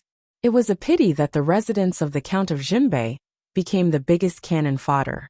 Princess Yaina was indeed the pearl of the 3 tribes of the northern borderline. She was quite intelligent. After becoming the daughter-in-law of the royal family, she quickly grasped the position of the second prince, whose mother's family did not have a high status. She coaxed him into submission and turned him into her mouthpiece in the Dongqing court. When Nanqing borrowed troops from Dongqing to repel the enemy, the second prince followed Princess Yaina's plan and recommended the residence of the Count of Jinbei. Their reasons were also very legitimate and even irrefutable. The descendants of the Count of Jinbei were good at war, and the old duke was a general who had never lost a battle. If they sent the elite troops of the Count of Jinbei to help Nanqing repel the enemy, not only could it show Dongqing's sincerity towards Nanqing, but it could also promote the might of Dongqing in front of other countries. There was nothing wrong with recommending the residence of the Count of Jinbei. The problem was that the person who prepared the supplies was the second prince, and the military supervisor was a eunuch who had a deep grudge against the Count of Jinbei. The soldiers were fighting at the front lines, but the rations at the rear could not be supplied. The reinforcements who were supposed to cooperate with the operation were always late. The injured soldiers did not receive the care they deserved, and there was often a shortage of rations and horses. The elites of the residents of Northern Marquis were tormented by such a sinister little trick, causing them to be extremely exhausted. In the last battle, the military intelligence was delayed, and 7 or 8 out of 10 elites were lost. The Count of Jinbei, who had suffered a great loss, was not only reprimanded, but also demoted and stripped of the commander's seal. Without the elite troops to rely on, and the commander's seal that even the officials were afraid of was taken away, the current residence of the Count of Jinbei was already at the edge of a cliff, in imminent danger. Although it would fall at any time, it would be smashed to pieces. If it weren't for the fact that the officials were afraid of their reputation, the residence of Count Jinbei would have completely disappeared from Dongqing. From this point of view, it seemed that Princess Yaina had done nothing, but Jiang Pingji did not underestimate her. The princess's contribution to the current situation in Dongqing's court was indispensable. Suke furrowed his brows, leaving a few shallow wrinkles. The real intention is revealed? Jiang Pingji smiled coldly. Isn't it? Most of the elites of the Count of Jinbei have died in the battlefield of Nanqing, which is equivalent to cutting off 30 to 40% of Dongqing's military strength. The remaining military strength is concentrated in the hands of the officials, the Ming family of Zhangzhou and Prince Changshu. The 3 of them are not of one mind. Langjun is right. Lao Ai has misunderstood. Suke sighed and raised his hand to rub his forehead. He followed Jiang Pingji's train of thought and analyzed. There are many internal conflicts in Dongqing. If there is a scuffle, the 3 tribes of the northern borderline can reap the benefits. At the same time, there is the threat from the south. Back then, the 4 countries rushed to Nanqing's aid. The 4 factions of Nanman took the opportunity to negotiate for peace, and won 2 to 3 years of recuperation. Now that they have recovered, Nanqing ceded land to seek peace, and lost a large piece of land. They have yet to catch their breath. How can they withstand the strong invasion of the 4 factions of Nanman? The 4 factions of Nanman had enough recuperation. Now that they had a strong army and strong horses, Nanqing was still struggling at death's door. The destruction of the country was close at hand. If Nanqing fell, Dongqing would definitely face a pincer attack from the 3 tribes of the northern borderline and the 4 factions of Nanman. There were many external threats and endless internal troubles. With such a situation, anyone could imagine that Dongqing would be the next Nansheng. It was a dead end with almost no solution, but Jiang Pingji wanted to find a way out of it. This is our chance, Xiaoyu, Jiang Pingji said calmly. Success or failure depends on this. Who said that the 3 tribes of the northern borderline would reap the benefits in the end? To open up the situation, the only way was to destroy the 3 tribes of the northern borderline. This was the only way out. It had to be said that this idea was extremely bold, but since Jiang Pingji said it, she naturally had the confidence to accomplish it. The hinterland of Dongqing was mostly flat and suitable for cavalry battles. Overall, it was easy to attack and hard to defend. The 3 tribes of the northern borderline had many horse farms and cavalry. Once Chongzhou fell, the cavalry of the 3 tribes of the northern borderline would rush into Dongqing. Based on the current situation, Dongqing would have almost no power to resist. If Jiang Pingji wanted to conquer the world, the 3 tribes of the northern borderline would be the best springboard. Conquer the northern borderline, destroy Dongqing, resist Nanman, and even destroy Nanman, then contend with the other 3 countries. To achieve this goal, she still needed an extremely important chess piece.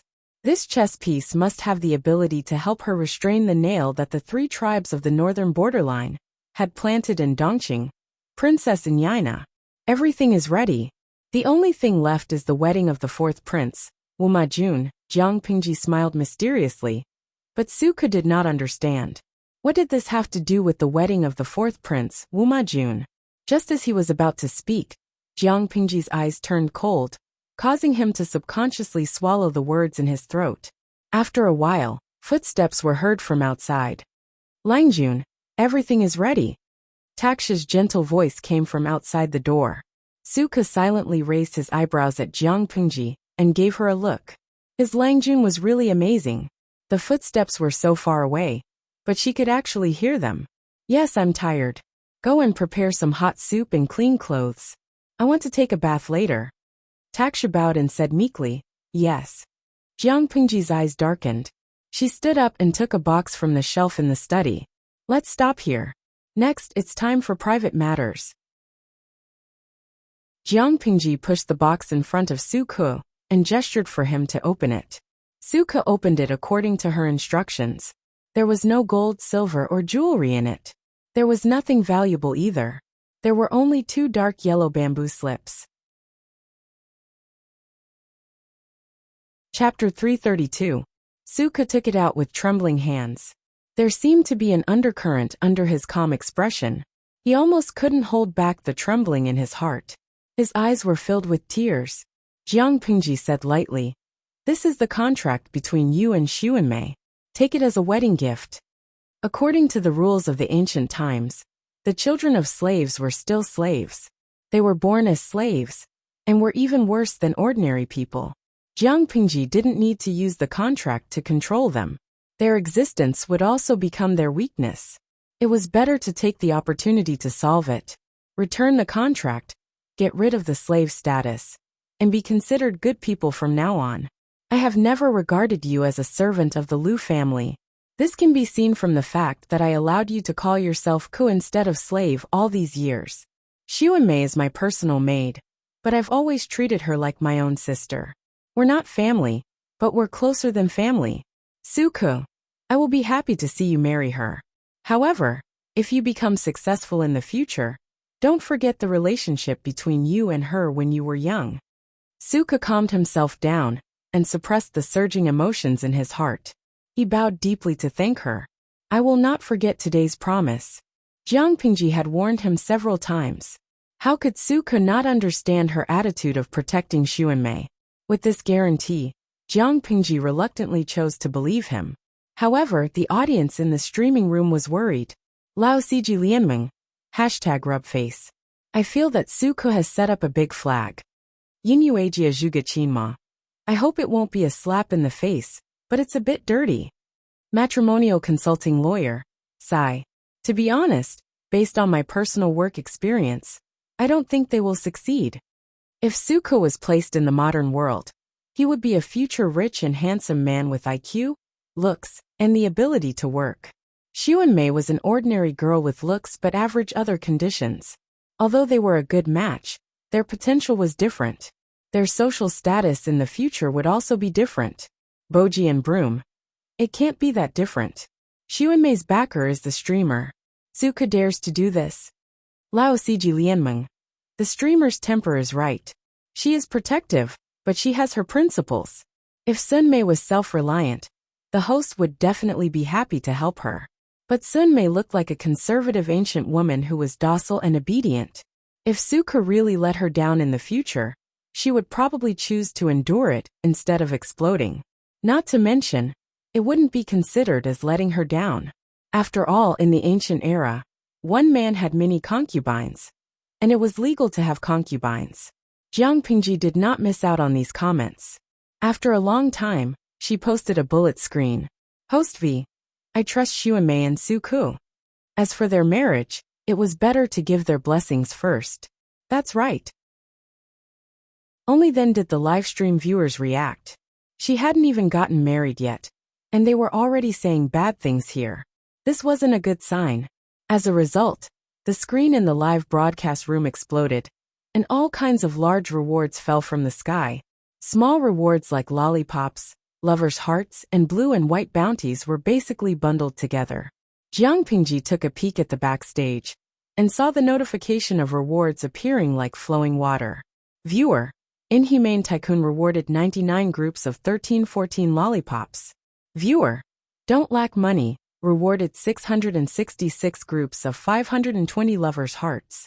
Viewer, Love Suka the Most rewarded 1314 blue and white bounties. Further down, there were dazzling blue enchantresses, kidney apples, and other reward props. Apart from these small rewards, the large rewards came in one after another, almost drowning the backstage of the livestream. Viewer, Doryman rewarded 99 groups of a pair for a lifetime, wishing Suku a happy wedding. Viewer, Shirley Hongzhuang rewarded 99 luxurious private yachts, wishing Suku and his wife a happy marriage. Viewer, Lao Siji Lianmeng rewarded 99 luxurious private jets, wishing Suku and his wife a happy birth. A pair for a lifetime, luxurious private yachts, and luxurious private jets were all reward props of the livestream system. The former was worth 999 popularity points, and the latter two were worth 1,000 popularity points. What did it mean to reward 99 groups of such valuable reward props in one go? Jiang Pingji secretly rolled her eyes. These people usually kept a low profile, but when it was time to join in the fun, they competed with each other. This wave of rewards lasted for a full half an hour. Jiang Pingji counted the points of popularity earned from rewards alone, which was close to 2.6 million. After splitting the points with the system, Zhou the exploiter, Jiang Pingji had almost won 29 million points of popularity in her account. Looking at the points backstage, Jiang Pingji secretly raised her eyebrows. Just as the system said, the more viewers there were in the live stream, the easier it was to obtain popularity points. However, how long could the popularity points the system obtained last time be enough to support its activities? The live stream was already at level 4, which meant that the system needed more popularity points to maintain its daily operation. In the past few years, she had figured out the system's appetite, and controlling it was getting easier and easier. It was just a bunch of copied data. How could it escape her grasp? Host V. You're so generous? Is this considered generous? The audience in the live stream snorted. The streamer had never seen the world.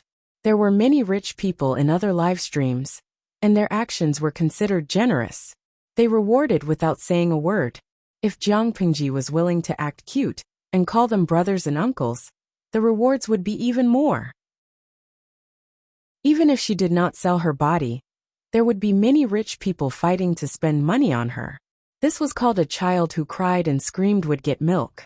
The streamer never cried or made a fuss. She was a clear stream in the livestream world. Host V. It seems that I have to urge Xuanmei and Suku to finish their business as soon as possible so that they can have a baby. The audience. They were stunned for a moment, not understanding what Jiang Pingji was referring to. Very quickly, they realized that the unscrupulous streamer was already thinking about the money for the baby's milk powder and the baby's birthday party. No, they seemed to have forgotten something. Could Su Ku and Xuanmei receive the gift of the props rewarded to the streamer? The answer was definitely no. Jiang Pingji would not exchange the popularity points for real money, because the system did not support it. However, as the head of the family, Jiang Pingji would naturally prepare a generous dowry for Xuanmei, so that she could have a grand wedding. As for Su Ku, she would first give him a few years' salary in advance, and organize a grand wedding. Compared to the complicated weddings of rich and powerful families, the weddings of ordinary people were much simpler. Su Ku and Xuanmei's marriage was approved by the head of the family. Next, they could enter the main topic. However, Su Ku was a scholar and valued etiquette very much. Since it was a legal marriage, even if everything was simple, the 3 letters and 6 etiquettes could not be omitted. This matter was handed over to Su Ku's only elder, his widowed aunt, to handle. Xuanmei had stayed in Hejian to take care of Su Ku's aunt for many years. She had long regarded her as her own daughter, so she naturally paid attention to this matter. Jiang Pingji turned off the live stream and took a bath to her heart's content. Just as she put on her pajamas, the footsteps of a maid came from outside. Lang Jun, the dowry that Chongzhou prepared is here. Jiang Pingji smiled after hearing that. Chapter 333. A low-key and simple carriage stopped at the corner gate of the Lu residence. Lady Hui, we've arrived at the Lu residence. The servant girl's gentle voice came from outside the carriage, pulling Huijun back from her daydream. She pursed her lips and hid the excess expression on her face. She revealed the perfect smile that she had trained for years and got off the carriage. In front of her was a completely unfamiliar mansion. If it had been a few years ago, she would still have been a lowly prostitute who could be humiliated by anyone. She could have any man for a copper coin. She would have been chased away and insulted by the servants if she had even gone a little closer, not to mention entering such a luxurious mansion. Lady Hui, the servant girl called out. I'm fine. I'm just overjoyed at the thought of seeing Lang Jun soon. The current Huijun smiled shyly. She pressed down the heavy curtain and covered her entire face. Then she handed her hand to the servant girl and let her enter the corner gate. She knew that she was the dowry of the daughter of a concubine in the Lu residence, but she only looked at the energy and investment that the Lu residence had invested in her over the years. Her food, clothing, and shelter were all luxurious. Someone even personally taught her how to read and write, taught her how to evaluate paintings and poems, and told her the rules and taboos among the aristocratic families. Therefore, she did not think that she would only be a dowry who helped others win the favor of her husband. She kept a low profile all the way to a courtyard. Huijun saw the second legitimate son of the Lu residence, whom she had met a few years ago. Jiang Pingji was also stunned when she saw Huijun. Even she did not expect that a Kao, who had been carefully raised for a few years, would grow into such a peerless beauty. Her hair was as black as ink, her eyebrows were lightly swept, and the jade hairpin in her hair swayed rhythmically. She was beautiful. It seemed that even such boring swaying had become meaningful. She walked with a myriad of postures. Her graceful and graceful appearance was like a green willow that had just sprouted in the warm spring. It was unforgettable. She was no longer thin, pitiful, humble, and cowardly. Instead, she was gentle, tranquil, and elegant. A girl changes 18 times between womanhood and womanhood. This saying is true. Jiang Pingji looked at Huijun with a gaze that admired a beauty. She was indeed a rare beauty. She was not beautiful enough to captivate birds and beasts, but she could still topple a city. Huijun tried her best to stop her spine, and used everything she had learned over the years. Although she looked calm on the surface, her heart was pounding like thunder. Her palms were sweaty and her back was stuffy. Her breathing quickened. It was as if the air had become thin when she saw Jiang Pingji for the first time. Huijun leisurely sat down and revealed her most perfect smile. She bowed in a textbook manner. Servant Huijun greets Lang Jun. Don't be so nervous. Jiang Pingji laughed involuntarily. Huijun's demeanor made her feel like she was the dean while Huijun was a nervous student waiting to be inspected. You've done very well all these years. The promise I made to you all those years ago still stands. Huijun secretly heaved a sigh of relief. Only now did she realize that her back was drenched in sweat. Since that's the case, can Langjun tell Huijun what you want me to do? She looked at Jiang Pengji with her clear eyes. Even though the years had worn away the timidity in her bones, she always felt ashamed of her inferiority in front of Jiang Pengji. She wished she could bury herself in the ground, so that Jiang Pengji would never see her again. Jiang Pengji tapped on the table. The sound was especially obvious in the quiet room. Will you be the demoness who brings disaster to the country? The demoness who brings disaster to the country? Huijun was stunned. Before coming to the Lu residence, countless thoughts had popped up in her mind. But no matter how she guessed, she could not even get close to the truth. Huijun smiled bitterly. All the women in the world, even if I'm as impure as I am, will not voluntarily admit that my appearance is inferior to others. However, the demoness who brings disaster to the country. I have some good looks, but I don't have the confidence to compare to the 3,000 beauties in the inner court of the palace. Jiang Pengji nodded. That's true. Huijun was indeed very beautiful, but this kind of beauty belonged to the human world. If one worked hard, one could find a beauty who could compare to her. When Huijun heard this, her heart felt as if it had been pricked by a needle. It hurt faintly. At that moment, she heard Jiang Pengji say, "But I'm asking if you are willing to be the demoness who brings disaster to the country, not anything else." Huijun hurriedly replied, "Of course I am willing." Perhaps it was because she had been humiliated since she was young, and had tasted sorrow. But Huijun had always longed for someone to save her from this sea of suffering. The person in front of her had done it. That year, she had personally killed the ruffians who had bullied her in the mass grave. She had secretly made up her mind. Even if she had to go through a mountain of knives or a sea of flames, she would not hesitate to give her life to the person in front of her if he asked. One had to know how to be satisfied and grateful. Huijun had retained this sincere heart. She understood that after leaving the slums, she had stolen every day. How many prostitutes had died miserably? Even on their deathbed, they were barely clothed, and bystanders had to cover their noses when they saw their corpses? She was the only one who had enjoyed so many years of glory and wealth. Perhaps she could go one step further in the future. Why would she not be satisfied?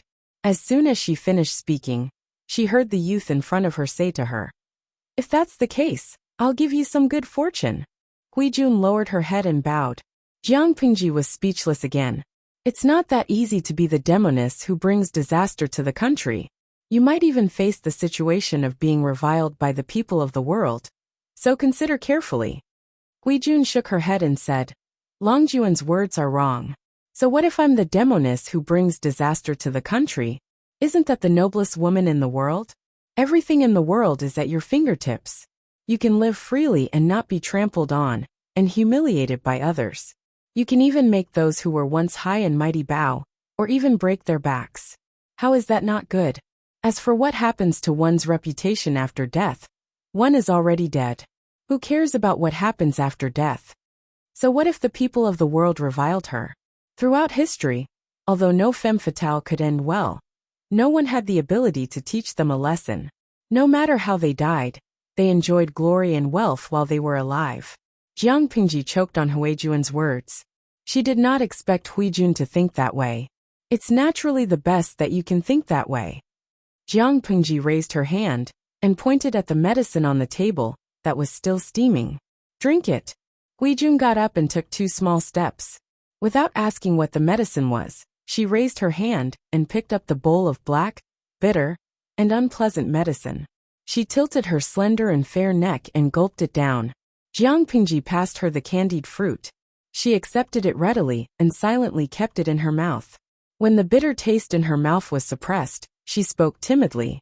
"Your servant has a wish. Can you fulfill it?" Thinking of her own request, she felt that her tongue was about to be tied. "Sure." Jiang Pengji nodded and agreed. "Langjun, can you hug me?" She blurted out. Her heart was faintly filled with hope and apprehension. Jiang Pengji looked into Huijun's eyes and suddenly understood. She opened her arms slightly. Chapter 334. Jiang Pingji maintained her posture and patted her back until the breath in her arms gradually calmed down. The medicine that Hui Jun had just drunk was not poison, but a bowl of thick sleeping medicine. Silly girl. She sighed softly and put one hand under Hui Jun's armpit and the other under her legs. She lifted her up easily. Takshu, no one is allowed to come near the courtyard without my orders. Takshu secretly glanced at the sleeping Hui Jun. Her expression froze for a moment, then disappeared as if it had never appeared. Your servant understands. She bowed and retreated, gently closing the door of the bedroom. Jiang Pingji turned around and walked into the bedroom. She lifted the thin blanket on the bed and placed the sleeping Hui Jun on it. With a thought, the back end of the system opened the package. There were a few strange cards that shone brightly in color. The system felt vaguely uneasy, but it could not stop Jiang Pingji at all. It could only test her nervously. It deliberately said in a relaxed tone, "Host, what are you doing?" Jiang Pingji did not even frown this time. She just took out all the cards stored in the package and placed them on the table according to the order in which they were obtained. Her slender fingers brushed across the surface of each card, and her eyes revealed a dangerous message. She picked up a card, and the golden words of introduction appeared automatically. XX masterpiece, winding corridor of 9 turns. Wonderful and unpredictable. You deserve it. No man will be able to live without your charm. Men will be intoxicated and unable to extricate themselves. You will truly have a harem of 3,000 beauties and 3,000 adoration. From then on, the king will not attend morning court. Jiang Pingji glanced at it with a face full of disdain, but she still picked it out. Easy pregnancy pill. The new voice of a young phoenix, Lin Ji, shows auspiciousness. Once chosen by the king's side, 3,000 adoration will gather, but flowers will not bloom for 100 days. One can only sigh that beauties age quickly, and men's hearts are fickle. If you have a son by your side, you will definitely stand at the top of the harem and laugh at the flowers competing for beauty. This card was not very useful at the moment.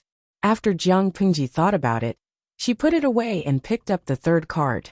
Full breasts, wrists raised high, body turned, and breasts covered with silk clothes. A full cleavage is one of a woman's most powerful weapons. Having an impressive chest is undoubtedly a powerful bargaining chip. Other people conquer the world. You conquer the man who can conquer the world. The fourth card. Willow slender waist, slender and enchanting. A waist that can't even be grasped is every woman's dream. P.S. When this card is used together with full breasts, it will have a miraculous effect and bring men a visual impact. The fourth card had appeared twice. The first time was when the system gave out the reward for the mission, saving Meng Liang. But Jiang Pingji didn't care about the system at that time, so she killed Meng Liang and failed the mission.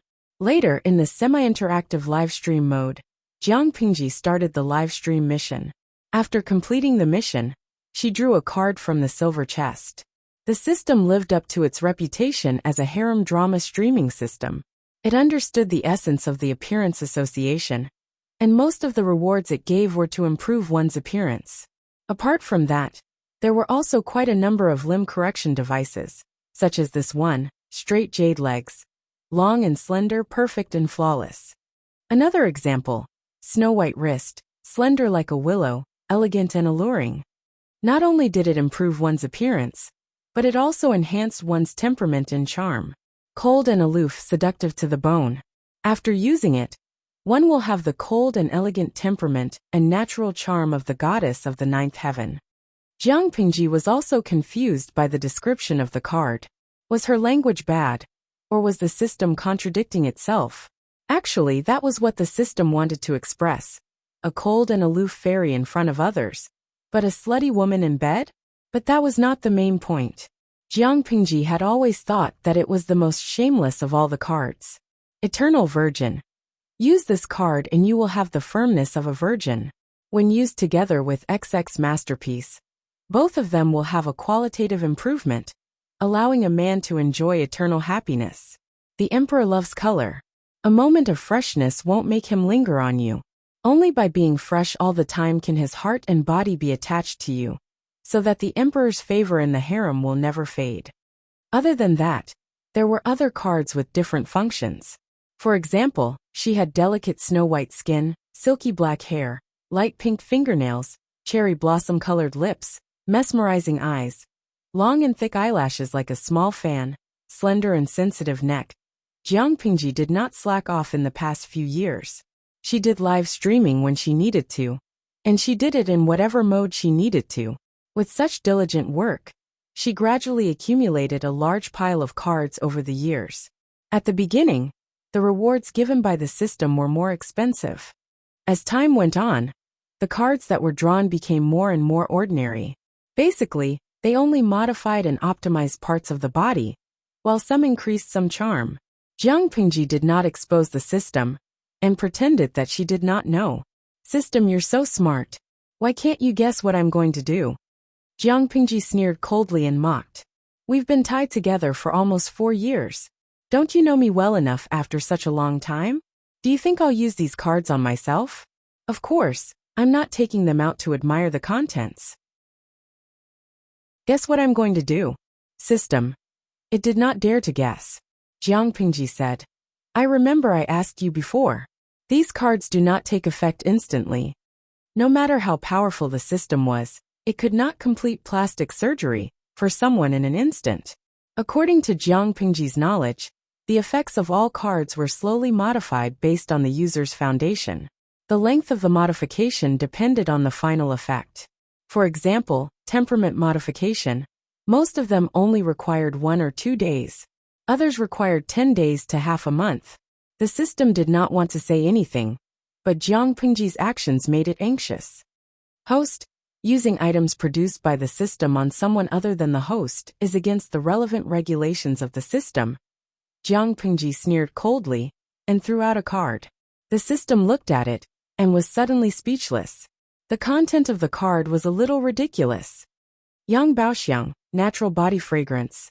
When a man smells it, his sexual desire will increase greatly. It can increase the pleasure of a couple's bedroom and make a man not impotent for a long time.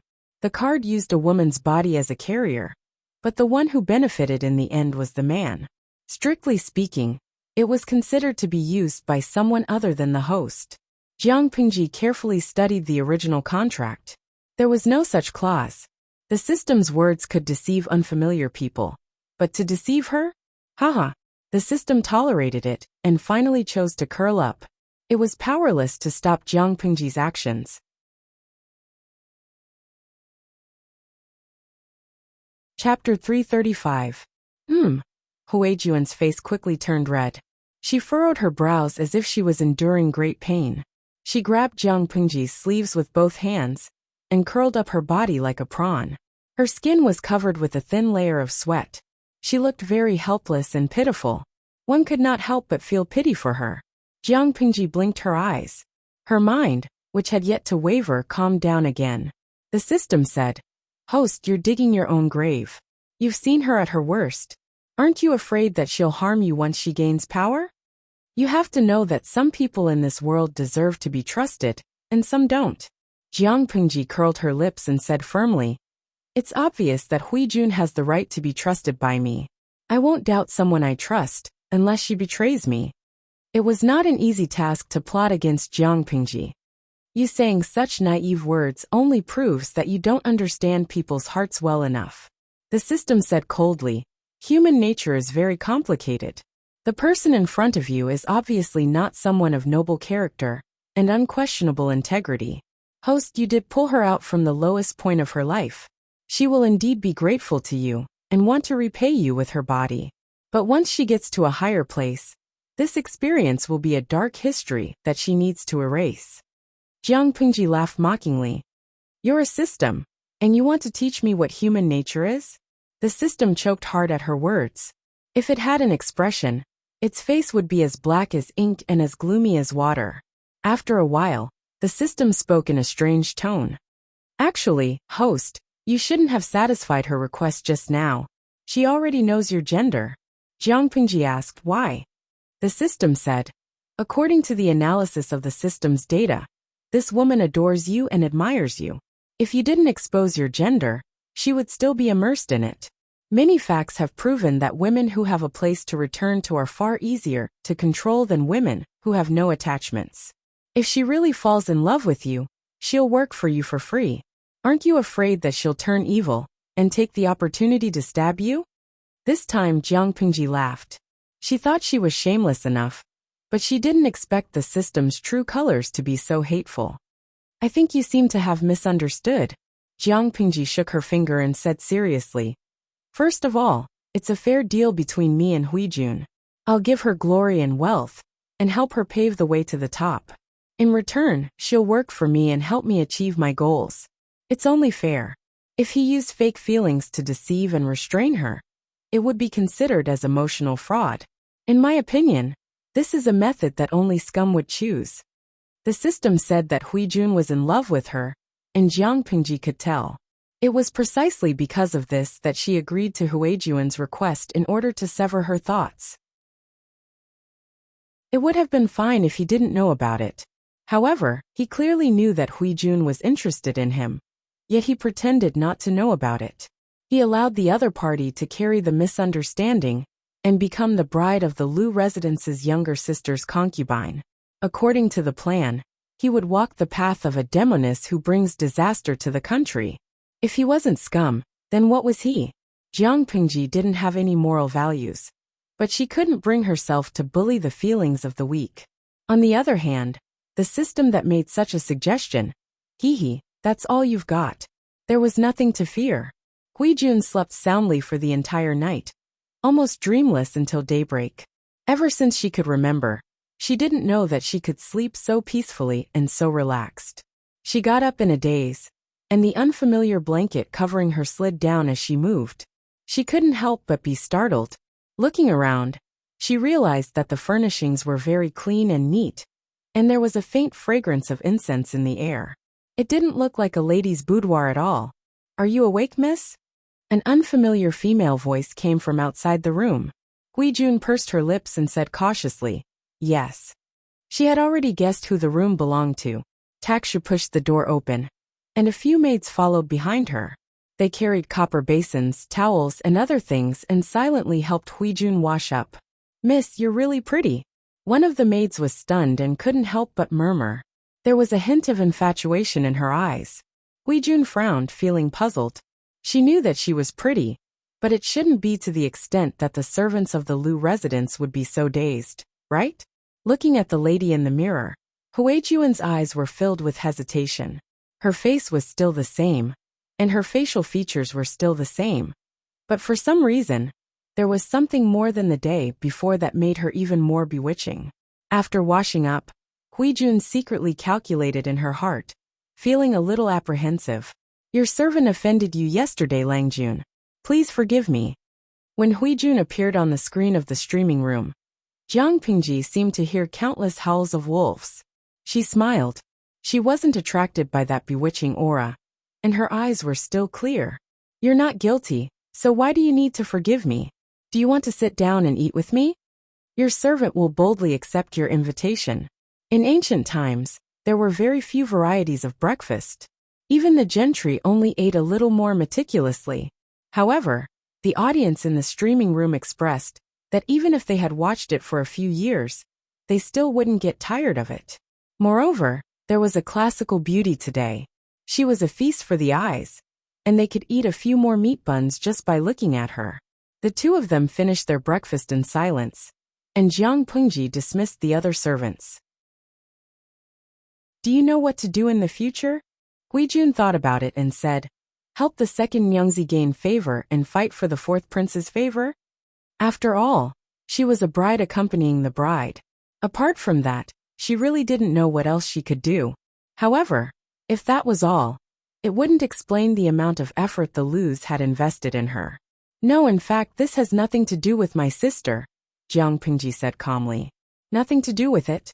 Huijun heard that, and her heart skipped a beat. She vaguely understood something.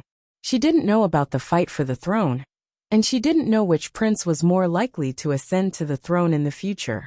However, since she was going to be a beauty who brought disaster to the country, She would naturally be by the emperor's side and attract all of his attention. She wanted him to be infatuated with her, to the point where he would disregard the laws of the country. The Lus had arranged for her to be a bride accompanying the bride. It was probably not to invest in the fourth prince. Your servant heard that the emperor is in good health. She probed. The emperor was in good health, which meant that the emperor had many more years to live. It wouldn't be the time for the princes to covet the throne. If she guessed correctly, she wanted her to seduce the fourth prince and use Wu Majun to go to the emperor's side? Huijuan's eyes flashed and her expression changed slightly. Jiang Pingji knew that she had guessed the truth. She nodded slowly. Your servant understands. She took a deep breath and showed the expression of a brave man who had made a decision. The princess of the second prince is the princess of the northern borderline. Her name is Inyaina. She's about the same age as you, but she's very scheming. Jiang Pingji deliberately mentioned it, and Huijun understood. Your servant will deal with this person cautiously, Jiang Pingji said. Don't be afraid. You just need to enjoy your life. As for the rest, you can do whatever you want. Your servant isn't afraid. It's worth it to enjoy one more day. Chapter 336. Protect her. At a time when she had become the real demoness who brings calamity to the nation. When everyone in the world wished to eat her blood and eat her flesh, Huijun didn't say a word. Her watery eyes flickered with complicated emotions. Huijun wasn't willing to believe such a beautiful promise, but her heart betrayed her rationality in an instant. Jiang Pingji added, as I said, this is a fair deal. I'm investing in you, expending my energy to let you enjoy all the riches and wealth in the world. You'll help me achieve my goal. After this is done, I naturally have the responsibility to ensure your safety. Because of Jiang Pingji's promise, the bullet screen in the streaming room changed its style. Previously, they had been sucking up to Huijuan's peerless beauty, but now they were cheering Jiang Pingji on. Zwizim Beishijing. Su su su su su crispy heavens. Streamer, do you still need someone in your harem? Someone who went to college and knows how to code. Wa ai dashin yunji. The streamer is really amazing. She's so broad-minded. I feel like I'm about to be conquered by her even through the screen. Sui was Iji Lusher. #Facebomb. I think so too. The host was clearly not flirting with him, but he felt like he had been flirted with. Linglong Mabausuo. Although I think that the streamer is just fulfilling the terms of the transaction contract, it's really good. Dora Among. Sigh, since ancient times, there have been many people who used women to mess up the imperial court, and then burned the bridge after achieving their goals. They should all learn from the streamer. Thinking about how those guys would throw the pot at a femme fatale, I would still choose the streamer. It was a fair transaction, ensuring the interests of both parties, and abiding by the terms of the contract. It felt so refreshing. Of course, among the 150,000 viewers, there were bound to be some who disliked Jiang Pingji. Wu Chengxian, #PickNose. Promises that aren't fulfilled are just bullsh*t. Who knows how she'll burn the bridge after crossing it? Ishuang Chopsticks. What's Su exploding heaven? I feel so embarrassed. I just think it's disgusting and pretentious. Only a fool would believe it. Sans Hisong Shiningsher. To the commoners above, just because you can't do it doesn't mean that the host can't do it. Let me return a sentence to you. The host's words are a promise, but is your malicious speculation the truth? His face was as big as a basin. I don't know if the host is Su or not, but I know that she is very responsible and broad-minded. Of course, a man who dared to point his sword at the throne couldn't even protect a woman? Huijun did not know that there was an audience watching the live broadcast, nor did she know about their comments. She was not a fool, but she still chose to believe them. Since you've said so, your servant will wait for Longjuan's arrival at Shangyang Palace. Before that, she wanted to live well, and live more freely than anyone else. All right. Jiang Pingji scrutinized Huijuan's appearance. Those cards did not take effect instantly. There was a buffer period in between, and the user's original appearance would gradually change. The first to take effect were the temperament and minor adjustments cards. The current Huijun already possessed a mysterious aura that bewitched people with every move she made. Her eyes also had a deep allure to them. If one was not on guard, it would be very easy to be attracted by her. Cover your face with a veil for the time being. Wait until my stepsister and Wuma Jun. Then, you will look for an opportunity and wait for the right time to act. Huijun nodded. Your servant will bear that in mind. As long as she firmly hooked onto Wuma Jun and won his favor, Huijun did not believe that she could not find an opportunity to get close to the emperor.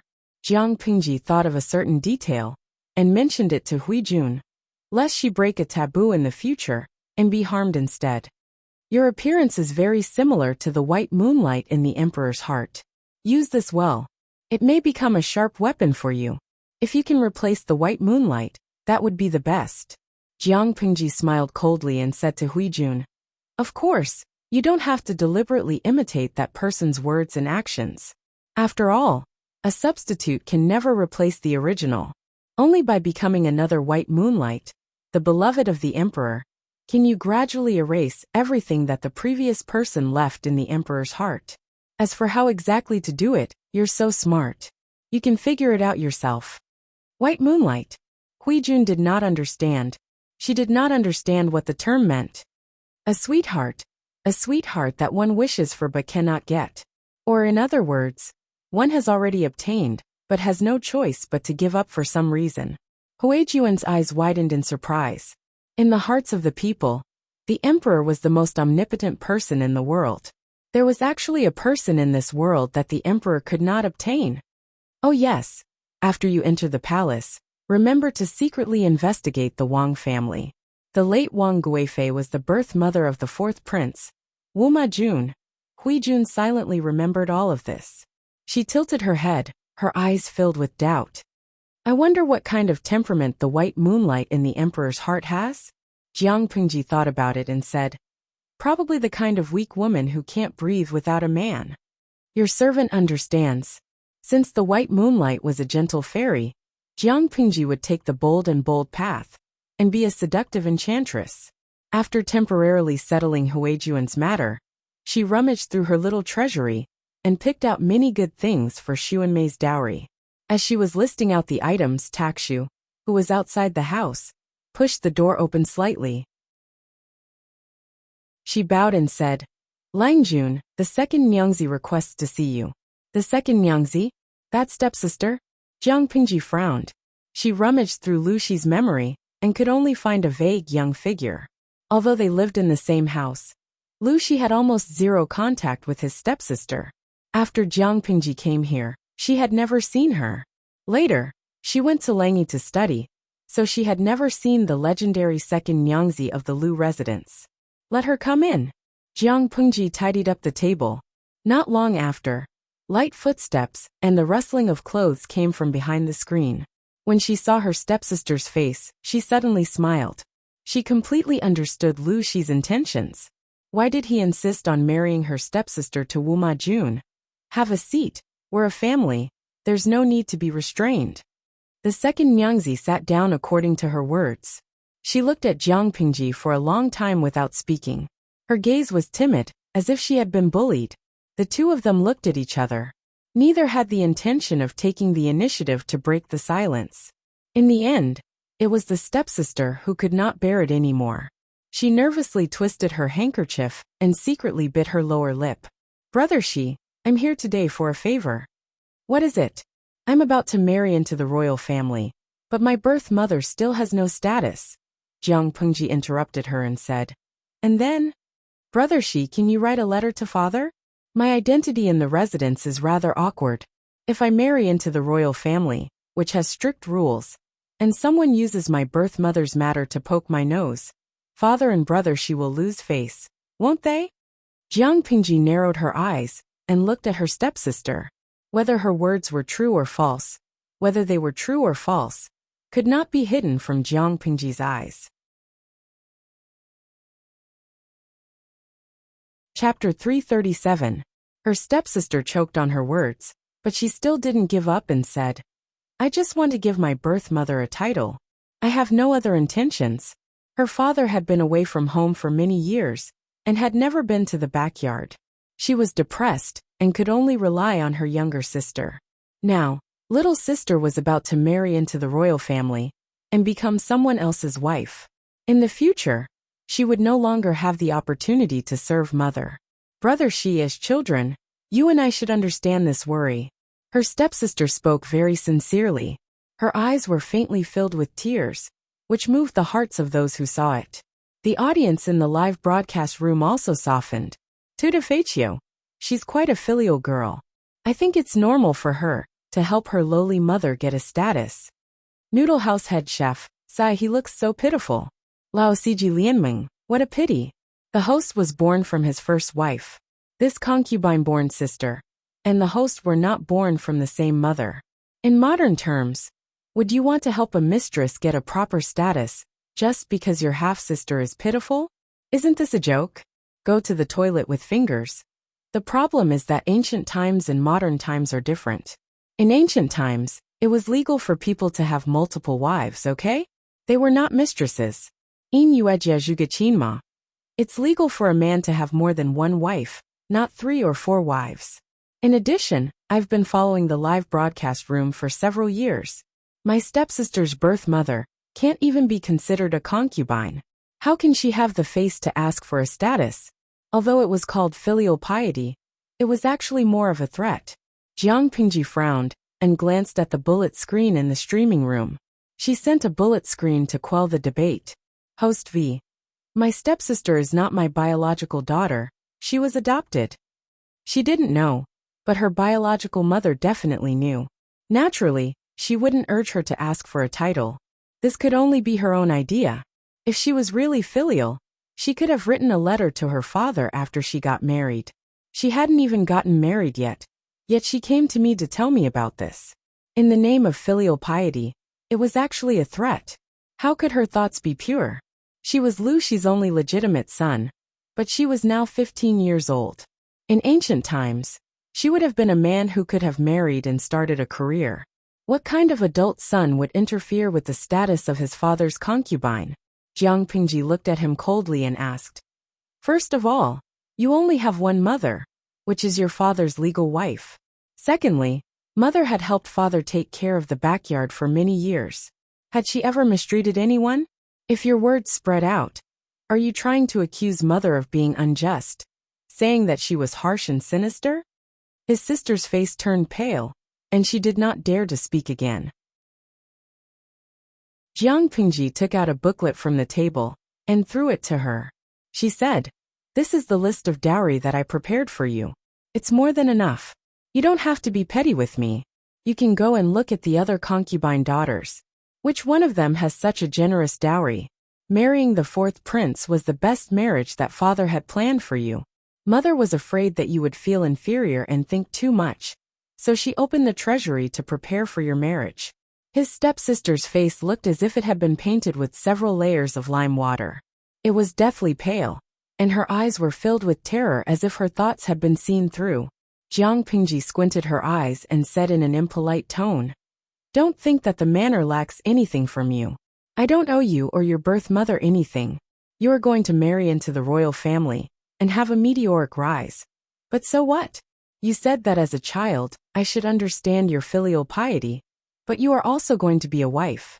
Shouldn't you understand the feelings of a legal wife? A mere concubine's daughter is going to marry into a noble family. A large amount of dowry has been set aside for her marriage, and you still have to promote a thorn in your side to disgust yourself. How can mother keep her face?" His stepsister picked up her dowry list. She did not look at the contents listed at the back, but the items at the front were enough to dazzle her. Just as Jiang Pingji had guessed, his stepsister came this time with her own intentions. She reminded Lu Shi and his son not to forget that she was going to join the royal family. She represented the face of the Lu manor, so the dowry list could not be too small. If it was not enough, she should be given a good reputation. Even if she could not be recorded as a legal mother, she should be given the status of a concubine to her birth mother. Jiang Pingji said leisurely, "You are a young lady who is going to get married. Don't meddle in the affairs of father's backyard." After she finished speaking, his stepsister was filled with joy and fear. She casually found an excuse to return to her courtyard. Looking at her stepsister's back as she left, Jiang Pingji raised her eyebrows and threw the matter to the back of her mind. In another place, Suka's aunt happily chose an auspicious day. The tailor was measuring Suka's figure. "Aunt, choose an early date. It's best to get it done within half a month," Suka said. His aunt was doubtful. "Half a month? That's too rushed. Xuanmei will be treated unfairly." It took a lot of time to complete the 3 letters and 6 rituals. If they were to prepare for marriage within half a month, it would inevitably be simpler. Suka said helplessly, "If we don't get married within half a month, I don't know if there will be a chance in the future." "What do you mean?" His aunt was puzzled. She immediately thought of something. "Is it possible that Xuanmei is unwilling? Or do you want to change your mind?" "No." Suka frowned and comforted his aunt. "It's just that the current situation is unforgiving. Lang Jun has great ambitions, so Kun naturally has to follow by his side. This time, Lang Jun will send the second mother of the main family to Shangjing to get married. I'm afraid there will be other variables. If we're unlucky, we won't have peaceful days in the next few years. I'm afraid that Xuanmei will be delayed. So Ka thinks it's better to get married first." His aunt did not know what the variables were, but she knew that Suka would not joke about such things. She was suddenly in a dilemma. Suka said in a low voice, "After we get married, I'll compensate her properly." His aunt's face turned cold. She understood that according to Suku and Xuanmei's age, they really could not be delayed any longer. After a long time she said, "Forget it. We're ordinary people. We just want to have a lively and festive event. We can save the unnecessary formalities." Looking at the time, there was a good day in 11 days. If Xuanmei agrees, then it's settled. But you have to compensate her properly in the future. If you mistreat her, I'll be the first to not forgive you. Suka nodded. "Don't worry, Aunt. I know." Although the wedding was a little rushed, it was not chaotic. On the day the dowry was shown, the generous dowry that Jiang Pengji prepared for Xuanmei made the neighbors jealous. All the neighbors said that Suka was very lucky to be able to marry such a beautiful woman. Jiang Pengji even used Suka's wedding as a semi-interactive live stream. She explained the wedding process in detail to the live stream audience. On that day, there were especially many live stream audience members who sent gift money. The gifts almost flooded the backstage. 3 days after the wedding, Jiang Pengji did not disturb the two of them and let them continue to be intimate. But time flew. Xuanmei, who was dressed like a married woman, had already prepared the wedding gifts for her newly married husband. The two of them sat on the couch and looked at each other in silence. There was no other newlywed couple like them, who had to be separated after a few days of marriage. After thinking for a while, Xuanmei said, "Be careful when you're outside. I'll take care of everything at home." Suka nodded and held her hands with both of his. He said guiltily, "I'm sorry." "That's good. After all, this is my own choice. I'm afraid that in the future, my husband will find out that I'm not what I look like and dislike me." Xuanmei's lips moved. Her eyes were filled with hesitation. After a long time, she actually took the initiative to hug Suka's waist. Also, never let Lang Jun and Takshu be alone. Suka was dumbfounded. Chapter 338. Betrayal. Suka woke up from his daze. He looked serious and subconsciously held Sunmei's hand. "When did this happen?" Xuanmei sighed and looked worried. She said in a pleading tone, "It's really inconvenient for me to say more about this matter, but don't worry. Lang Jun is a clever person. I'm afraid Takshu won't be able to deceive her. I really don't want to talk about the past. But could Suka stop here? Tell me clearly. Tell me what you can." Suka sighed. His eyes became especially serious. "Since you and I have become husband and wife, we are naturally one. We share blessings and misfortunes. If this matter is not serious, I will confess to Lang Jun for you and ask for leniency. If it is serious, I will find a way to bear it for you. But you can't deliberately hide it." Sunmei was speechless. How could she tell him about this? The newlyweds, who were supposed to sleep together and tell each other about their love, looked at each other in silence. The atmosphere became dignified and tense. Sun Mei, you are willing to marry me because you want to find another way out, right? Suddenly, Suko looked at Sun Mei with burning eyes. The depth and probing in his eyes seemed to be able to peel off Sun Mei and see through her heart. Sun Mei's lips moved. Under such a gaze, she couldn't say anything to deceive him. Her slender white hands unconsciously twisted a corner of the quilt. She couldn't help but avoid Suko's direct gaze. If there was a crack in the ground at this moment, she would want to hide in it to give her some sense of security. Suko sighed and said sincerely, I was born as a commoner. I had no official title or contribution. Later, I committed a murder case because of my mother. I was sent to prison and was punished. Although I was pardoned, I was still a lowly person and was sold. If I wasn't lucky enough to meet Lang Jun, I don't know what kind of situation I would be in now. At least, I wouldn't have such a happy and peaceful life like now.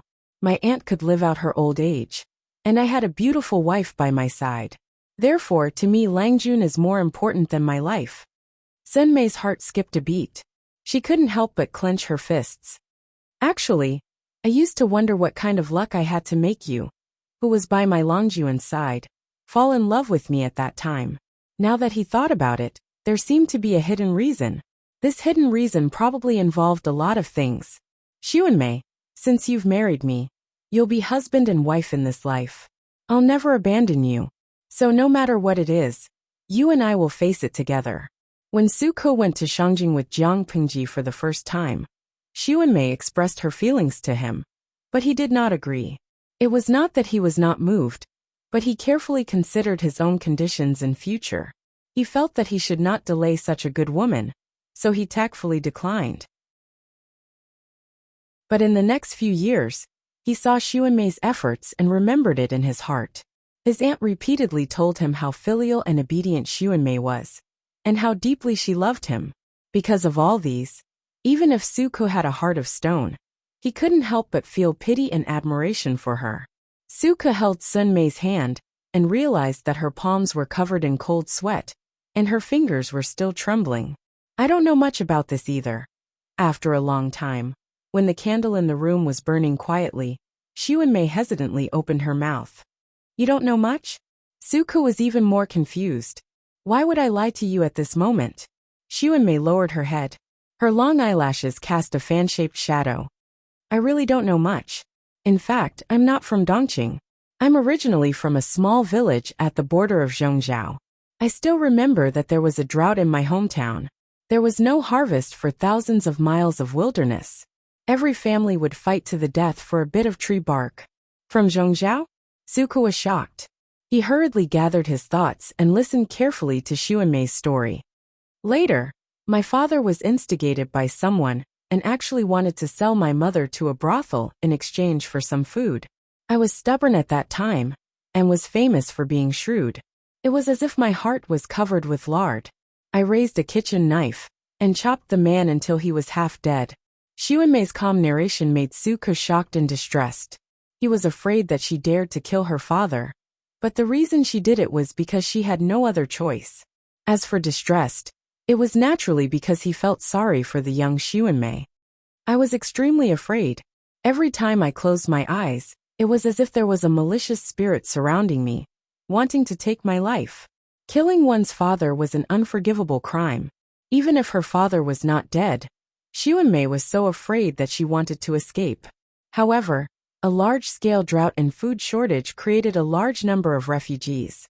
Xuanmei was still very young at that time, and could not protect herself at all. In the end, she was caught by human traffickers and secretly sold to Dongqing, which was adjacent to Zhongzhou. Xuanmei found an opportunity to escape. Hearing that Xuanmei escaped from the hands of human traffickers, Suko could not help but think of himself.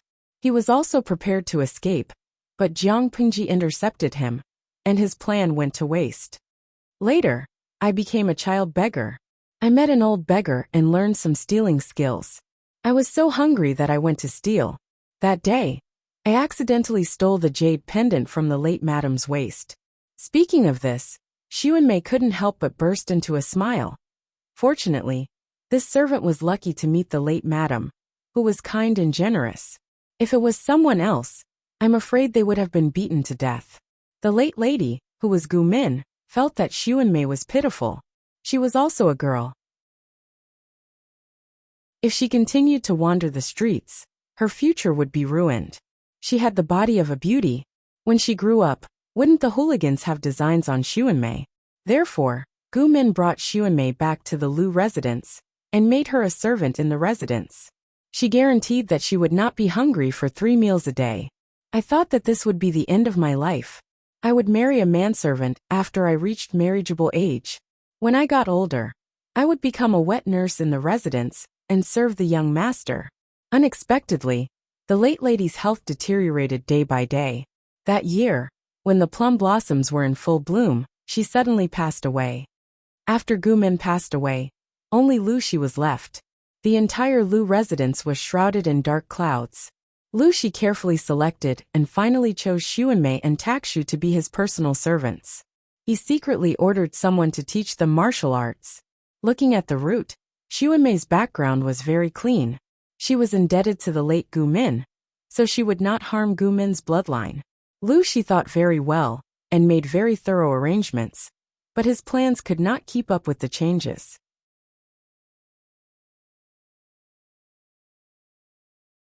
Chapter 339.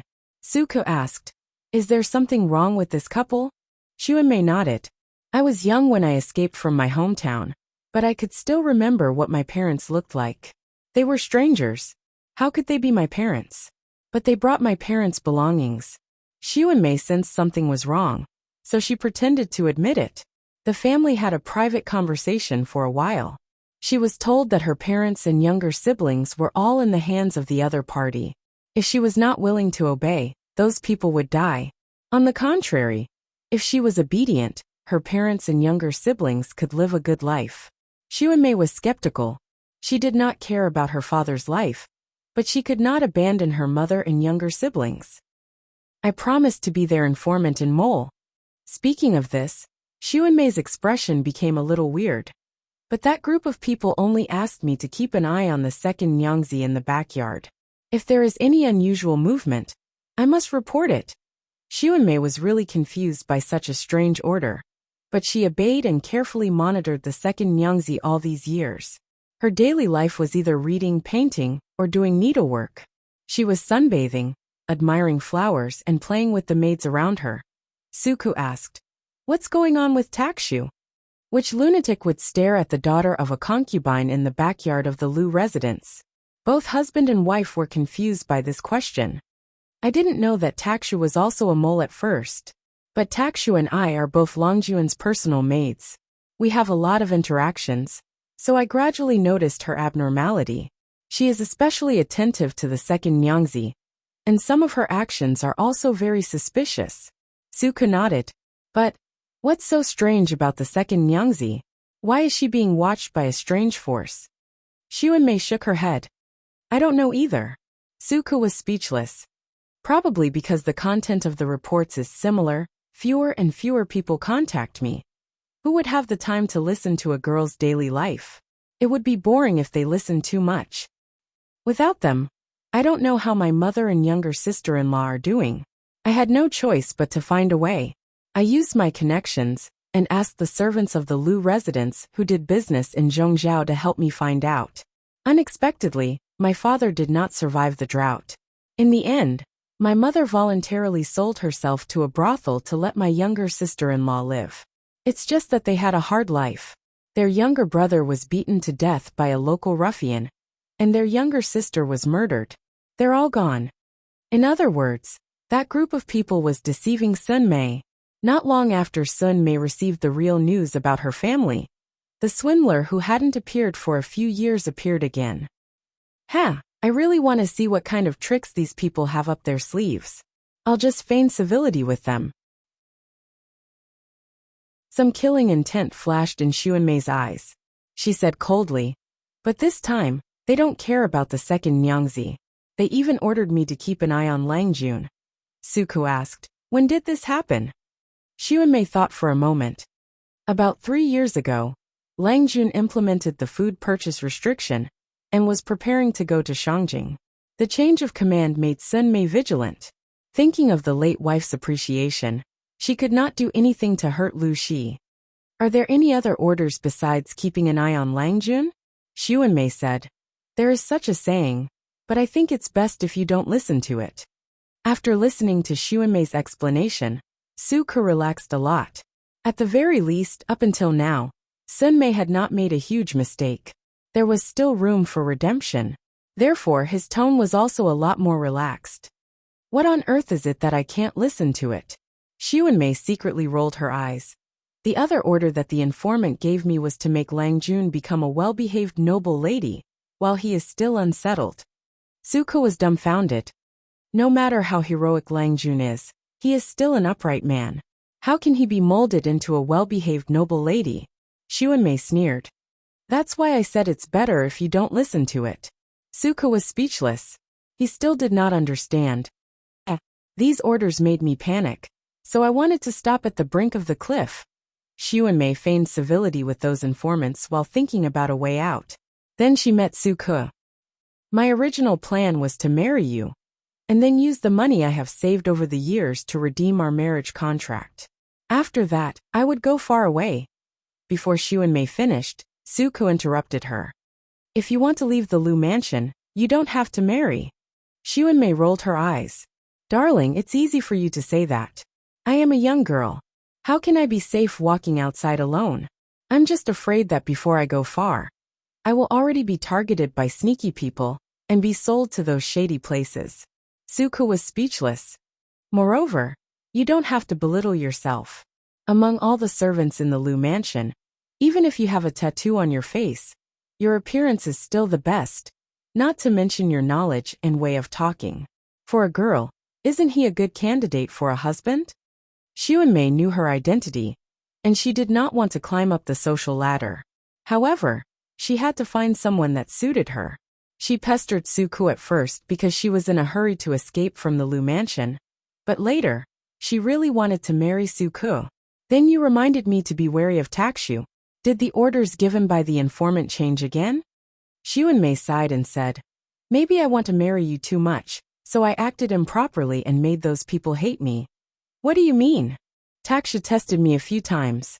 At first it was just a warning, but it gradually became more malicious. Until the day before the wedding, Taksha looked at me with murderous eyes, as if she was looking at a dead person. From this, it can be seen that those people did not want me to live. She tested me a few times, but I dealt with her cautiously. Then, Taksha believed that I was tight-lipped and did not leak anything about them. Xuanmei smiled mockingly when she said that. Taksha thought that she had concealed it well, but Xuanmei gradually realized that Lang Jun had probably already found out. Putting aside everything else, when Lang Jun went to Langyi to study, she initially wanted to go with him. However, Lang Jun spoke strangely and asked her to stay in Hejian County. He even hinted that if she wanted to pursue Su Ke, it would be better to start with the people around him and leave a good impression. Therefore, Xuanmei stayed, and Lang Jun took Takshu away. Now that she thought about it, Xuanmei could not help but wonder. Did Lang Jun do that with the intention of protecting her? After all, if she did not separate from Takshu, there would be an accident sooner or later. It was a pity that Takshu did not realize this. Takshu wants to kill me. I'm afraid you will soon be a widower. Su Ke's face turned cold when he heard that. He hugged Xuanmei tightly. He reprimanded her gently. Why are you talking about these inauspicious things? Xuanmei smiled happily and rested her head on his shoulder. When that time comes, will you still remember me, husband? I won't be a widower. You still want to be a mother.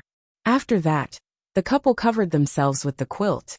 The quilt turned red, and the room was full of spring. The clouds disappeared and the rain stopped. Su Ke got up and washed his body with warm water. Then he changed into his daily clothes. You sleep first. I'm going to find Lang Jun to ask for his opinion. This matter cannot be delayed. Xuanmei nestled in the quilt and held her chin. Cannot be delayed? Then why weren't you serious just now?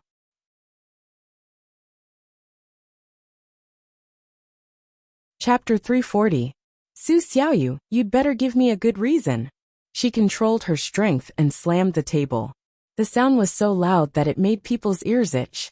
Jiang Pingji didn't have a bad temper. But who would like to be woken up at a critical moment, when they were sound asleep? The weather in Hajin County was cold, not to mention the temperature in the middle of the night. It was chilly as if she had been thrown into an ice house. She waited patiently for Suku to speak. She wanted to know what kind of big matter it was that made him abandon his warm and fragrant wife and come to disturb her sleep in the cold air. Thinking of the hot bed and the soft quilt, Jiang Pingji couldn't be nice to Suku. Sitting on the seat of honor, she rubbed her face to dispel her sleepiness and stared at Suku, who was kneeling in front of her. Suku had just been married, but he could hold his wife and have sex with her. It was hard not to feel hot, but she was just a single dog all alone. If the heat in the blanket ran away, she would have to warm it up again, okay? Why are you here in the middle of the night, instead of holding your wife and carrying on the family line? Jiang Pingji's tone was harsh. There was still a red sleep mark on one side of her face, which showed how bad her mood was. Suku coughed secretly. He was a little uneasy. He only remembered that the matter was important, but he forgot that it was not a good time to disturb her. Most of them had fallen into a deep sleep, including Jiang Pingji. I have something important to tell you, Lang Jun. Please calm down a little. He was really afraid that Jiang Pingji would be in a fit of anger. After hearing about Sun Mei, she would add fuel to the fire and accidentally hurt her teammates. Say it. I'm very calm now, Jiang Pingji said with a long face. Her mood was obviously not as good as she said. Suku was speechless and thought for a while. This matter is related to my wife Xuanmei. Please forgive her this time, considering that she has been by your side and carefully took care of you. If you are still angry after hearing this, you can blame it on me. I only hope that you can give her a chance to make up for her mistakes. Suku said solemnly. He told her everything Sunmei had told him, no matter how big or small. It was not difficult to explain the matter clearly. The difficult part was how to avoid the important and dwell on the trivial, so as to remove Xuanmei from this matter. Fortunately, Xuanmei hadn't really done anything wrong yet. Confessing would actually result in a lighter sentence. However, Jiang Pingji's reaction was beyond Suku's expectation. Even if she didn't fly into a rage, she should have shown a gloomy and angry expression. After all, Sunmei's actions had already constituted betrayal. I knew about this a long time ago, but I didn't expect Xuanmei to confess to you so soon. As soon as Jiang Pingji spoke, Suku's expression changed. She continued, Xuanmei is very tight-lipped, and she's very defensive.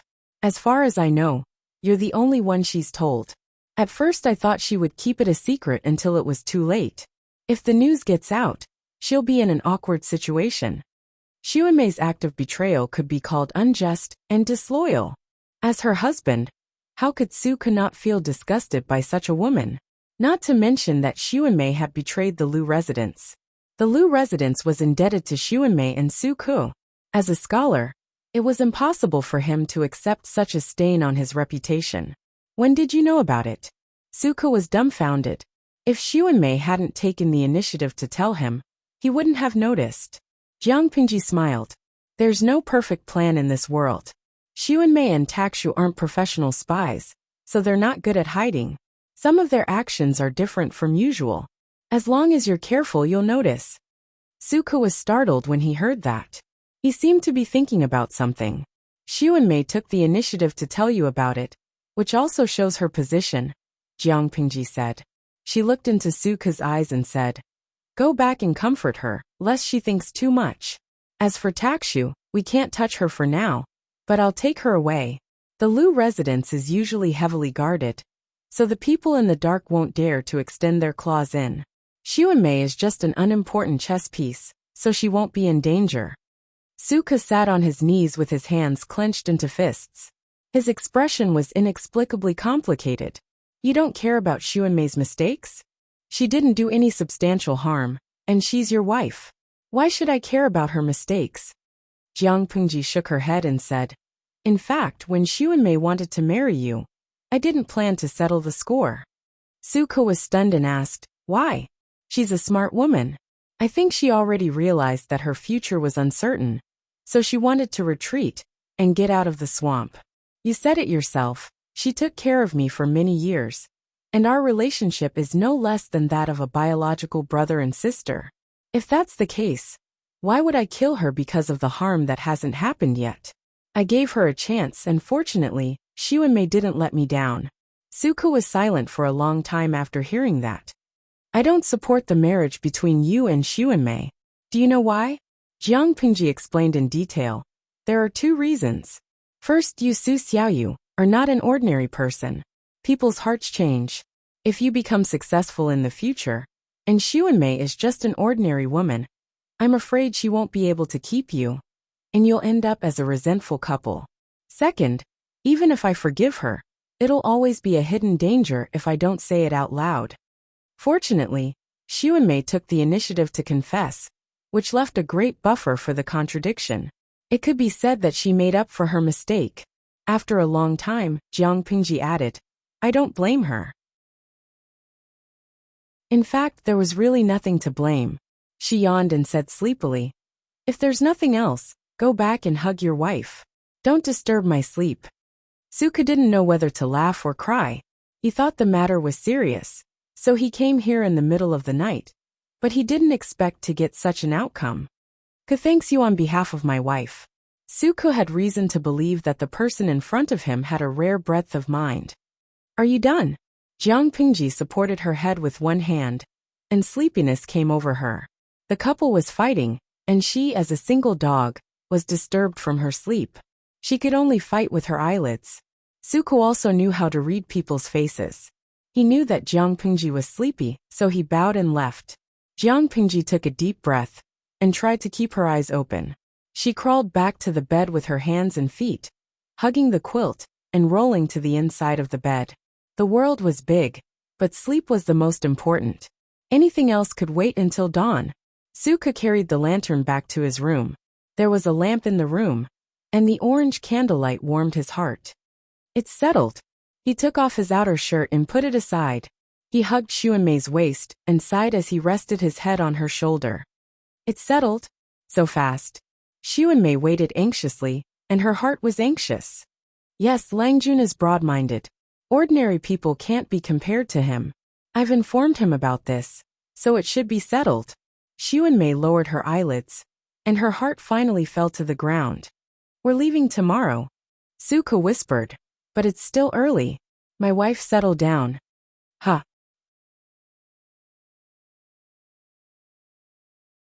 Chapter 341.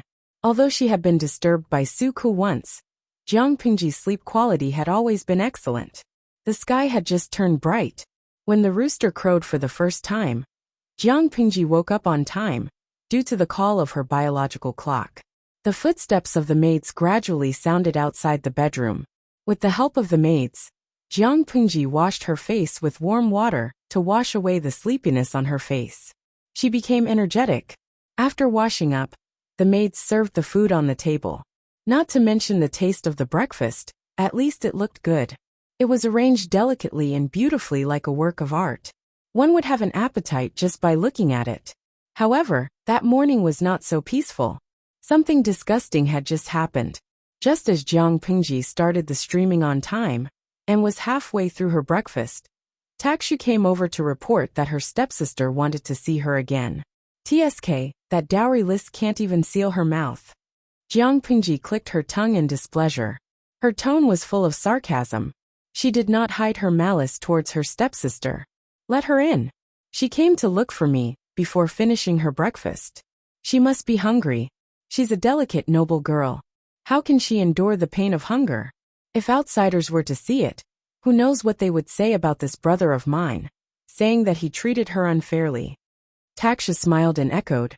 Langjun treats his servants so gently. Why would he treat his stepsister harshly? I'll call the second Nyangzi now.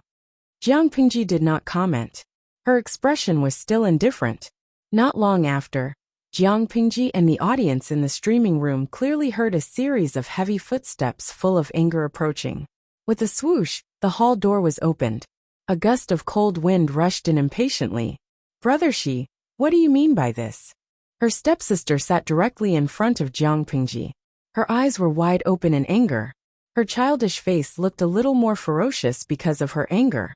The streaming camera mischievously gave a close-up of her stepsister's face. Her dark nostrils opened and closed, and her heavy breathing was rapid.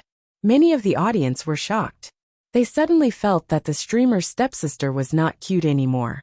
Jiang Pingji glanced at the bullet screen on the virtual screen. There were many comments like, "Scared the baby to death. His nostrils are so big." And a sudden close-up shot scared the baby so much that his sleepiness flew away. She saw them, but the corners of her lips did not curl up. She just lifted her eyelids lazily. "Sister, what do you mean?" Jiang Pengji coldly stared into his eyes and asked word by word. "It's early in the morning, and you didn't even tidy up your makeup. You came here without makeup to disturb your brother. Is this the self-restraint that a woman of the Liu family should have?" His stepsister was choked by these words. Her heated brain cleared up a little, but her expression was still that of anger. "I should be the one asking brother," she. His stepsister twisted her handkerchief with hatred. Her eyes were bloodshot, and she said with a sorrowful expression, "I've finally married into the royal family. It's fine if brother she doesn't think of a way to help me. But why are you deliberately making things difficult for me?" These words were very harsh. Which of the viewers in the live streaming room were not veterans who had read countless books on palace and house fights? A little daughter of a mistress talking to her brother, like that was obviously asking for a beating. Sanyan Bubao. That's too much. I originally thought this loli was very cute, but now I see that she has the potential to be a vicious woman. How did the streamer do her wrong? How dare she point at her nose and criticize her like that? Who does she think she is?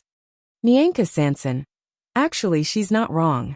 The streamer does have bad intentions. But from the looks of it, all the streamer's arrangements are for her own good. Others can't find fault with her at all. I remember that in ancient times, the status of a mistress's daughter was very low. Not to mention sending her off with a dowry of 10 miles. It was already good enough that she was not sent off for a political marriage to seek benefits. Sigh. She married a prince and gave him so much dowry, but she was still criticized. Ko Jiao Xiao's Hamian. Don't quarrel first. Listen to her reason. Jiang Pingji agreed with the viewer's opinion very much. She asked her stepsister coldly, "Deliberately making things difficult for me? Do you mean that the dowry is not rich enough? Or that the husband's family is not prominent enough? Or that the wedding dress is not exquisite and perfect enough?" Jiang Pingji made her stepsister swallow her words with a few words. She immediately sneered. "Remember your identity. A mistress's daughter of the Liu residence is not that valuable." Her stepsister's face instantly turned pale. The handkerchief in her hand made a tearing sound and broke into 2 pieces. She took a deep breath and calmed herself down. She was not married yet. Indeed, she should not fall out with her brother. But when she thought of the news she had just learned, she suddenly felt wronged. She bit her lower lip and said sadly, "Brother Shi, you should know that once you enter the palace, you are as deep as the sea. Most of the women in the world are pitiful. Why do you still want to poke at me? I know that father and brother Shi are my reliance in the royal family. But if I want to have a firm foothold, children and the prince's love are indispensable. If I can be the first to give birth to a royal grandson, won't brother Shi be honored too?" And then, Jiang Pingji listened patiently for a long time, but the other party was still dawdling and could not get to the point. This made Jiang Pingji very unhappy. However, the viewers in the streaming room reacted and reminded Jiang Pingji. "Kazagio Chi-fan. Damn, I understand. Is she complaining about the bride that the streamer arranged for her?" When the bullet screen was posted, many viewers came back to their senses. They could not help but think of Hui Jun, who had a beauty that could captivate even the birds and beasts. If that was the case, they could understand. Any legal wife would feel uneasy if they had such a stunning woman in their dowry. Who knew if the groom's soul would be taken away by the bride on the wedding night, leaving the proper bride alone in the room? For women in ancient times, it was not an honorable thing to return the bride intact. As expected, the stepdaughter mentioned Hui Jun. "If brother Shi is really doing this for my own good, why did you arrange for that vixen called Hui Jun?" Jiang Pingji asked in return. "If you didn't prepare such a beautiful woman, Would you have arranged for a woman with no face to be your dowry? Sister, I don't want to nag you, but you are only 12 years old. I know Wumajun well. He would rather not eat meat for 3 days than to go without a woman for 1 day. How can you fight for favor with such a man and establish yourself in the backyard? Father specially selected Huijun and carefully prepared her. Before you reach the age of 15, she can totally win over Wumajun. When you really grow up, can Huijun still monopolize your husband's favor and not return it? Her stepsister's expression was like a broken palette. There were all kinds of colors. It was truly a riot of colors. Seeing this, Jiang Pingji added another stab. Father wrote to you before and asked me to tell you that a woman's body is delicate. Childbirth is too damaging to the foundation. I am still young, so there is no hurry to pass on the heirs. It is not too late to consider it when you are 17 or 18. Her stepsister's face darkened when she heard this.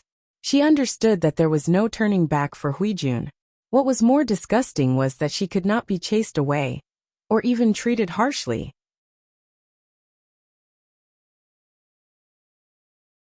Chapter 342. Right now, she was only a daughter born of a concubine. If she openly went against the Lu residents, her future husband Wumajun might not treat her well if he was slightly more powerful. Thinking of Huijun, who had a beauty that could captivate even the birds, and then thinking of the fragrance that lingered around her body, that noble and charming temperament, even she as a woman could not help but be tempted, let alone her future husband. She recalled Jiang Pingji's comment about Wumajun. I'd rather not eat meat for 3 days than go without a woman for 1 day. She felt indignant and jealous. Just wait and see. The concubine's daughter endured her grievances and returned to her own courtyard. She immediately saw her mother's silent expression and immediately became angry. Scram! What a good-for-nothing! The concubine's daughter lifted her leg and kicked away the birth mother, who was cleaning up the dowry. She was not young, but she was very strong. She kicked her in the chest and even tried to kill her. The surrounding maids were angry, but did not dare to say anything. They all lowered their heads for fear of angering this concubine's daughter, who had a vicious and unpredictable temperament. The Lu family was very strict. The servants in the backyard did not dare to abuse the Longjuan's wife. However, the concubine's daughter felt that she was being neglected. She was very disgusted with the maids who served around her. Ever since she had received the decree to marry into the royal family, her neck had grown several times longer. The woman who was kicked clutched her chest and stood up. She looked at her nominal daughter with a strange expression. If it weren't for the fact that you didn't fight for favor, my position in the residence wouldn't be so awkward. Even though she was about to marry into the royal family, her brother, who was usually high and mighty, still treated her indifferently, as if she was a stranger. The woman coughed, lowered her head and left. She didn't want to face this daughter anymore. No wonder he was a bastard. Even if he lived in luxury for many years, he still couldn't change the lowly nature of his bloodline. The indifferent reaction of the birth mother enraged the concubine's daughter even more. She forcibly broke her nails and slowly put away the viciousness on her face. She sat in front of the dressing mirror, as if nothing had happened. Today was the first day of marriage. As the bride, she could not get angry frequently. She carefully combed her makeup and put on her most beautiful makeup. Her young and tender face was surprisingly full of charm. She asked her maid to imitate Huijuan's makeup, and the result was indeed stunning. However, her personal maidservant was the one who felt gloomy. Why did the appearance of his second Nyangzi vaguely resemble that of Huijun? Especially after applying the same heavy makeup, at first glance, they looked like two different models, one big and one small. However, Huijuan's appearance, temperament, body fragrance, temperament, methods, all of these completely crushed second Nyangzi. When the two of them were put together, one seemed to be a masterpiece that excelled the heavens and exhausted all the love of the creator, while the other was an inferior imitation. If it wasn't for Huijuan's age, and the fact that she had been with the second lady for so many years, she would have suspected that the bride had been substituted by someone else. As he thought about it, he helped the concubine's daughter put on makeup, and then helped her put on a brand new and luxurious bright red dress. The style of the dress was similar to a wedding dress, and it was considered as a wedding dress. Hejian County was quite a distance from Shangjing. The bride couldn't just wear the same wedding dress all the time. The auspicious time had arrived, and the wedding procession was ready to set off. Jiang Pingji was dressed in a festive brocade dress. As the elder brother, she carried her sister out of the manor and into the magnificent wedding carriage. She looked up at the sky, and the time was just right. She immediately got on the back of White and walked at the front of the procession. She shouted, "The auspicious time has arrived, let's go!" Jiang Pingji led the way in front. The newly decorated, festive, and mighty White walked with its head held high. The other horses and old bulls all fell silent. In the corner, Suke couldn't help but nag at Xuanmei until the procession set off. "Husband, you should go with Lang Jun. I will take care of everything at home." Xuanmei saw that there wasn't much time left, so she quickly interrupted Suke. When the crowd wasn't paying attention, she cupped his face and kissed him gently. "Take care." Suke was dumbfounded. In the end, he even forgot how to get into the carriage. He silently raised his hand and rubbed his cheek. He couldn't help but blush and spit at the thought of his new wife being so bold in public. What a joke! He felt that he had married a fake virtuous wife. Where was the shyness and awkwardness that he had promised? The wedding procession was luxurious. In addition to the guards assigned by the Lu residents, there were also 5,000 majestic guards in armor. The guards were naturally assigned by the imperial court to ensure the safety of the future fourth princess. According to the custom, the bride who married far away had to sit in the wedding carriage and walk around the inner city. At the same time, they had to show the strength of their family. When the wedding procession had just walked around the inner city and walked out of the city gate, the porter at the end of the procession had just picked up the dowry. Although there was no festive music, the atmosphere was not quiet. The people on both sides of the street were rubbing shoulders with each other. They couldn't wait to stretch their necks to see the dowry. When they saw the dowry, they had a better understanding of the Lu residents. This dowry, did they empty the warehouse of the second branch of the Lu residents? A person asked curiously. Someone beside him immediately answered, "Empty? I don't think so. Don't you know that bamboo paper, which is more valuable than gold, is produced by the workshop of the second branch of the Lu residents? Although the annual production is low, this alone is enough for the second branch of the Lu residents to live off their capital." Pooh! A fat and strong woman spat heavily. Her saliva flew everywhere. Everyone in Hejian County knows that the paper workshop belongs to the late wife of the second branch of the Lu residents. She is a daughter of a concubine. How dare she covet the property of the first wife? The crowd was speechless. If the second branch of the Lu residents didn't touch the late wife's property, how could they gather so much dowry? Many people were silent when this question was asked. "I heard from my wife that the first branch of the Lu family is doing well, but the other branches are stingy. Governor Lu is so rich, but he doesn't want to help the main family. Instead, he gives so much face to a daughter of a concubine. It's unbelievable. After all, she is a daughter who married into the royal family. Even if she is a daughter of a concubine, she is still his own flesh and blood. He must treat her well." The crowd was talking. These trivial discussions occasionally drifted into the ears of the daughter of a concubine. Her expression immediately froze. Even if she is a daughter of a concubine? So what if she is a daughter of a concubine? Isn't a daughter of a concubine father's daughter? Why do the sons and daughters of the first wife have so many privileges while she, a daughter of a concubine, has to be looked down upon by everyone? She couldn't help but bite her lower lip. Her eyes flashed with complex malice. No, she must snatch her husband's love before Huijun does. Only by giving birth to a royal grandson could she really stand firm. No one could look down on her. On the other side, the carriage of the bride was much simpler. Huijun was wearing a simple red dress. She had a faint smile on her face. She looked like she was not sitting in a simple carriage, but in a magnificent palace. No one knew that she was holding a small bottle in her sleeve. There was a golden pill in it. I Ching pill.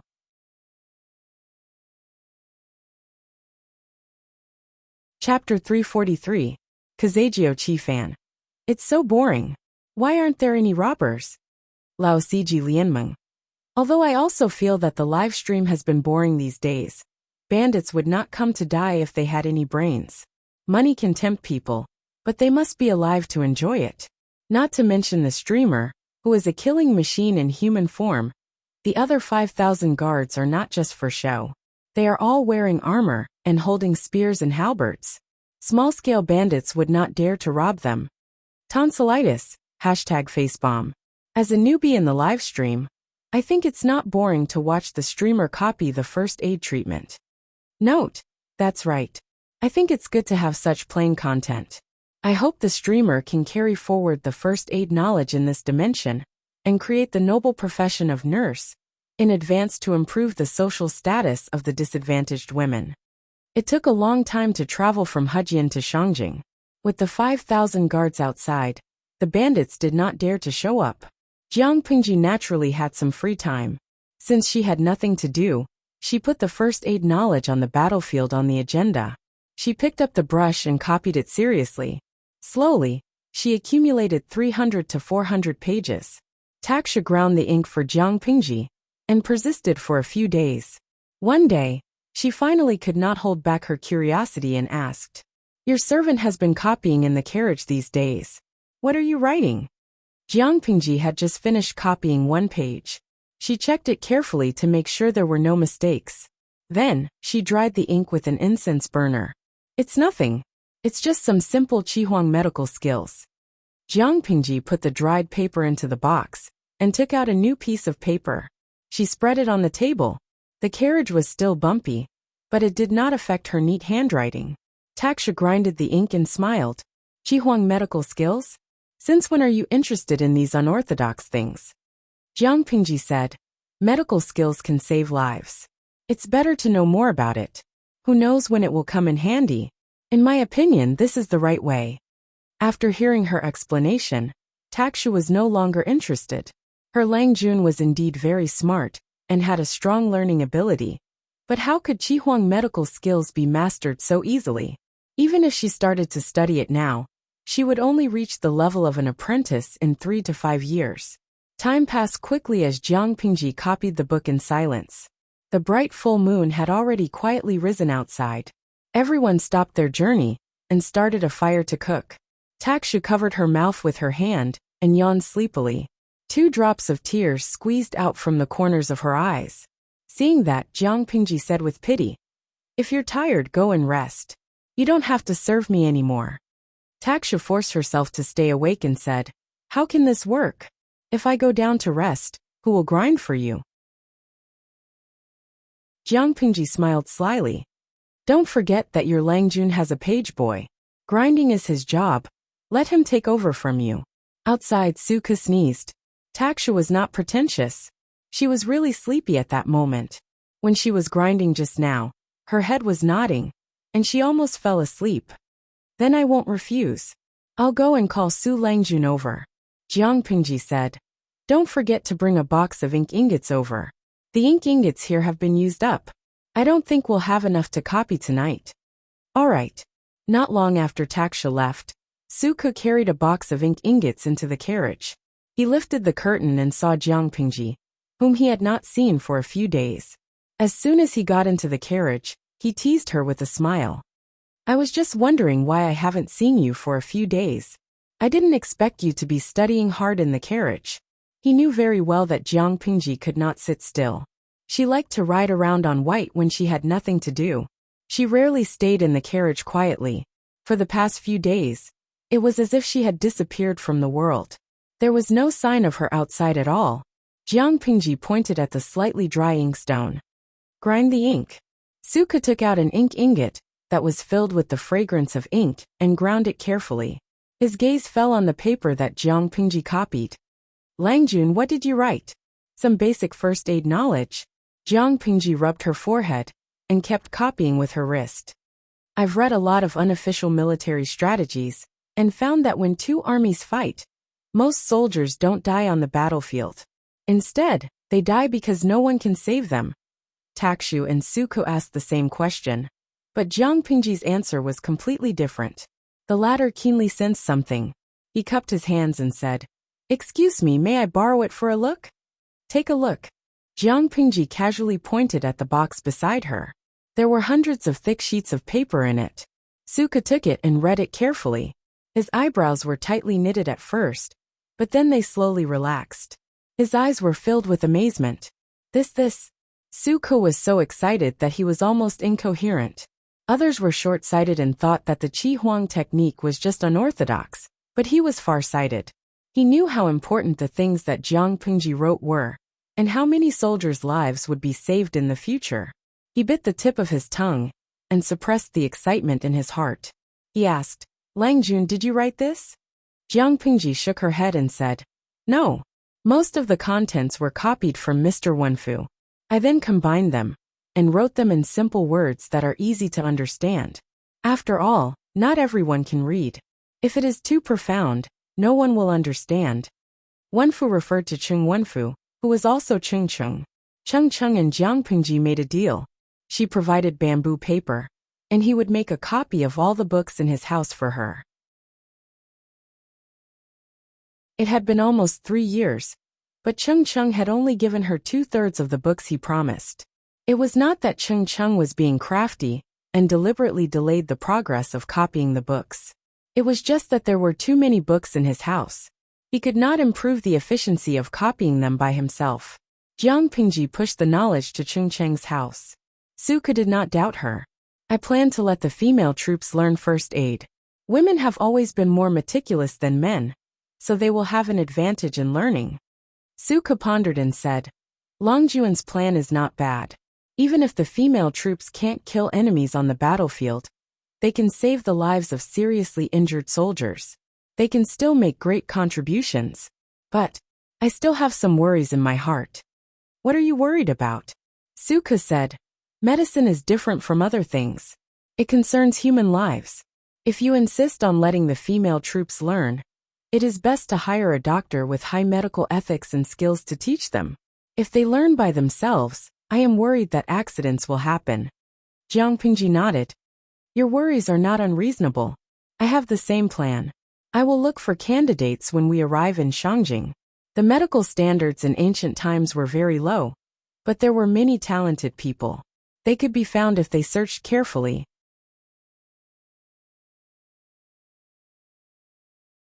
Chapter 344. Chongzhou, Shangyu County, Kanglin County. This place was adjacent to the northern border. The grain output of the north borderline was extremely low. Often, groups of horse bandits would rob houses, robbing gold, silver, jewelry, rice, and livestock. If a slightly younger and more beautiful woman was caught, it would be even harder for her to escape the clutches of the devil. Qiguan Rang's mother had met with such a calamity. She had no choice but to bear him. However, at that time, the northern borderline was still afraid of Dongqing's national power. When Qiguan Rang's mother was sent back, she was already 3 months pregnant. She had lost her virginity before marriage and was pregnant. The neighbors were gossiping about her, and her father and mother refused to acknowledge her. She could only grit her teeth and marry Qiguan Rang's father with tears in her eyes. After that, they settled in Shangyu County. This was a thing that happened more than 20 years ago. It was also the norm at that time. Therefore, there were many people like Qiguan Rang. The foreign tribes of the northern borderline refused to acknowledge their existence, and the people of Dongqing saw it as a disgrace. They were like rats in a bellows, suffering from both sides. Ever since the 3 cities in Shangyu County fell into the hands of the northern borderline, the lives of the people living in the border areas became more difficult. Every family closed their doors and windows, and women did not dare to show their faces. There were many horse bandits, and they came and went like the wind. They would leave immediately after a robbery and change places after a fight. It was impossible to catch them even if they wanted to. Everyone was in danger, and the common people were suffering unspeakably. However, this situation had improved slightly in recent years. In the past, no one dared to come to Chongzhou to be the prefecture magistrate, so the officialdom here was like a plate of loose sand. The officials, big and small, pretended to be deaf to the grievances of the people. A few years ago, who county chief Lu, she was promoted to Chongzhou's magistrate. The people finally had a backbone. After Lu Shi took office, he put in a lot of effort to eliminate the horse bandits. Originally, he wanted to do it step by step, but after asking for Jiang Pingji's opinion, he changed his mind. A bitch will be bitched by others. The northern borderline is shameless, so why should we give them face? Jiang Pingji replied to Lu Shi's letter with a sneer. I don't believe that these horse bandits are really horse bandits. How can ordinary horse bandits get so many high-quality horses? How could an ordinary bandit be so capable of figuring out the terrain and routes so clearly? Even if there were wild highwaymen, most of them were domesticated. If they commit a crime and get caught, it's better to say that it was done by the horse bandits than by the northern borderline army.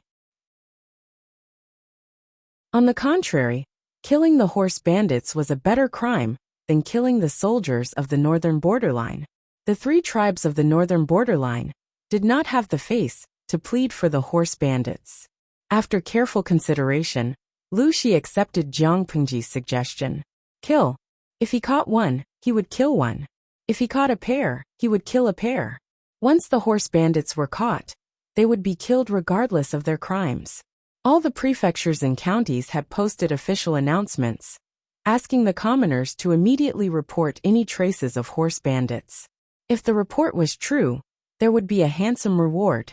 As the saying goes, everything is difficult at the beginning. When this order was first issued, it didn't have much effect. The horse bandits did not care about these orders, and the people at the border did not dare to trust the government, so the pace of eliminating the horse bandits was stagnant. Coincidentally, at that time, Qiguan Rang brought his newlywed wife back to Shangyu County to pay their respects to their mother's soul. As soon as he heard about this, he put forward his own suggestion. Qiguan Rang said, Chongzhou has been without a leader for a long time. The people's hearts are like scattered sand, and they are suspicious of the government. If we want to gather them again, it will naturally take a lot of effort. In the previous dynasty, there was Tumuli Sen. Why don't you follow his example? Perhaps there will be progress. Tumuli Sen? Lu Shi's heart was suddenly enlightened. He arranged for people to prepare for this. As long as the commoners saw that someone reported the horse bandits and received tangible benefits, it would be the most powerful propaganda. After some preparation, there was progress slowly. The days of the horse bandits became more difficult.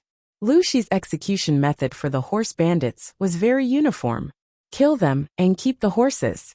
After catching a few groups of horse bandits, Lu Shi discovered that other than a small number of inferior horses, the rest were all well-trained horses. Just as Jiang Pingji said, how could ordinary horse bandits get such good horses? Therefore, the identity of the horse bandits was on the verge of being revealed. Lu Shi saw through it but didn't say anything. He followed the prescribed order. He killed those who deserved to be killed, and captured those who deserved to be captured. He hung their heads in public. Even if the officials of the northern borderline were as black as the bottom of a pot, he pretended that he didn't see it. After more than a year, the atmosphere in the borderline counties of the northern borderline had changed. Even though it wasn't stable and wealthy, it was much better than the days of trembling with fear in the past. Qiguan Rang brought his wife to visit his deceased mother's grave and paid a visit to his master. From his master, he heard the news that the daughter of the Lu residence's mistress had married into the royal family. The daughter of the Lu residence's mistress has married into the royal family? Hearing the news, Qiguan Rang's feather fan paused and his expression changed slightly. He had started to grow a beard. Coupled with his gloomy appearance, he looked older than his actual age. Qiguan Rang's master nodded and said, Some people mentioned this happy event a few days ago. They all expressed their desire to send some local products to the governor's manor. In the past, the people feared the government like wolves, but now they were happy because of the wedding of the Lu governor's daughter. It showed how popular Lu Shi was. Of course, it wasn't that Lu Shi did a good job, but he did a better job than his predecessor. At this time, Qiguan Rang asked again, raising his eyebrows slightly. His master asked, Do you think it's inappropriate? Qiguan Rang had always regarded his master as his biological father, and told him everything he knew. It's very inappropriate. I'm afraid Lu Langjun is in trouble, Qi Guanrang said. Shangjing is now a dangerous place. I'm afraid he won't be able to return. These days, Qi Guanrang and his master talked about the world and analyzed the situation in Dongqing the most. Hearing Qi Guanrang's words, his master's heart skipped a beat and he said in surprise, You mean? I'm afraid so. Qi Guanrang nodded. His master frowned and said, I remember you once said that the Lu residence has treated you with kindness. Is there a way to resolve this? No. Qi Guanrang suddenly smiled. Although Shangjing is dangerous, it can't trap Lu Langjun. However, teacher's words have reminded your disciple of something. Time is tight. I have to leave in a few days. I can't be filial by your side. What is it? Qi Guanrang's master asked casually. Qi Guanrang said, I promised someone to help him when he needed it the most. Now the time is coming. Time. The day Shangjing falls is the day the time comes. 2 flowers bloomed, one on each side. With the protection of 5,000 guards, the wedding procession sent the bride to Shangjing in peace. After so many years, this place is still so lively and prosperous. So many years have passed, but nothing has changed. She seemed to be lamenting. But in fact, she was talking to the audience in the live broadcast room. Tuta Feichio. I suddenly remembered my hometown. I went out to study in my 4th year of university. When I returned home after graduation, I almost couldn't recognize the road. I can only lament the rapid development of society and the changes of the times. My hometown is changing day by day. Lao Siji Lianmeng, #cheeks. This is normal. Ancient times were a farming society. Productivity was very weak. This is an indisputable fact.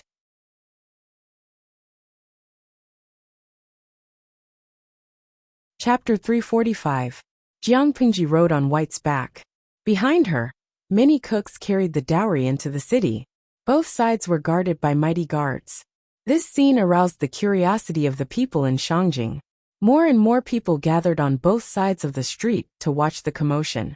Small discussions could be heard. So much dowry. Which noble family's daughter is getting married? They had been watching the commotion for so long. The dowry was carried one after another, as if there was no end. Oh my! Even the princess of the northern borderline who married into the royal family a few years ago did not bring so much dowry. Hey, aren't you well informed? You're known as the know-it-all in Shangjing. Haven't you heard anything? The people discussed. Most of them were shocked at the amount of dowry. A small portion of them were curious about which family's daughter was marrying to such an extent. With so much dowry, it was as if the entire family's fortune had been emptied. In the eyes of the people, even if the emperor married off his daughter, he would not be able to bring out so many good things.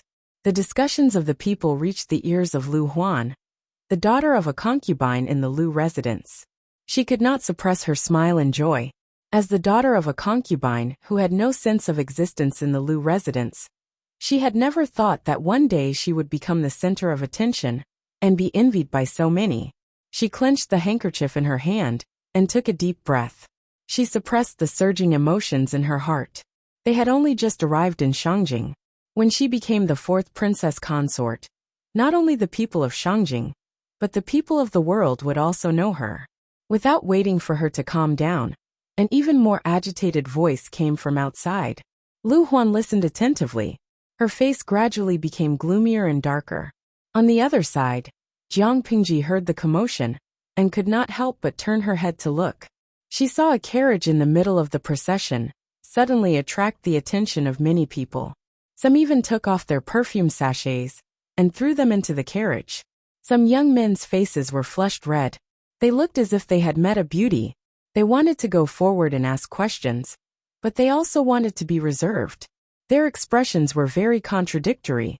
Looking closely, it turned out that the curtain of the carriage was lifted slightly, revealing a stunning beauty with a celestial appearance. A cool breeze blew. There was an indescribable fragrance in the air, intoxicating one's mind. Unfortunately, the beauty only appeared for a moment. When the curtain of the carriage fell, many people felt their hearts empty, as if they had lost a love. Seeing that, Jiang Pingji suddenly smiled and tugged on the reins. White snorted unhappily, but it still turned its head obediently and carried Jiang Pengji to the back. She asked, "Why did Huijun lift the curtain just now? Your servant was only curious about Shangjing City and wanted to know how prosperous this place was. I was careless and broke the rules. Please forgive me, Lang Jun." When the people heard Jiang Pengji riding her horse forward, they thought that she was going to reprimand Huijun. They could not help but tense up. Soon after, he heard the clear and melodious voice of a girl that sounded like a lark's and thought of that peerlessly perfect face. One by one, he was completely intoxicated. So that's how it is. Then it doesn't matter if you lift the curtain and take a good look. Before we get married, this is the only time we can be at ease. Jiang Pengji openly agreed. After getting permission, Huijun got her maids to roll up the curtains on both sides of the carriage.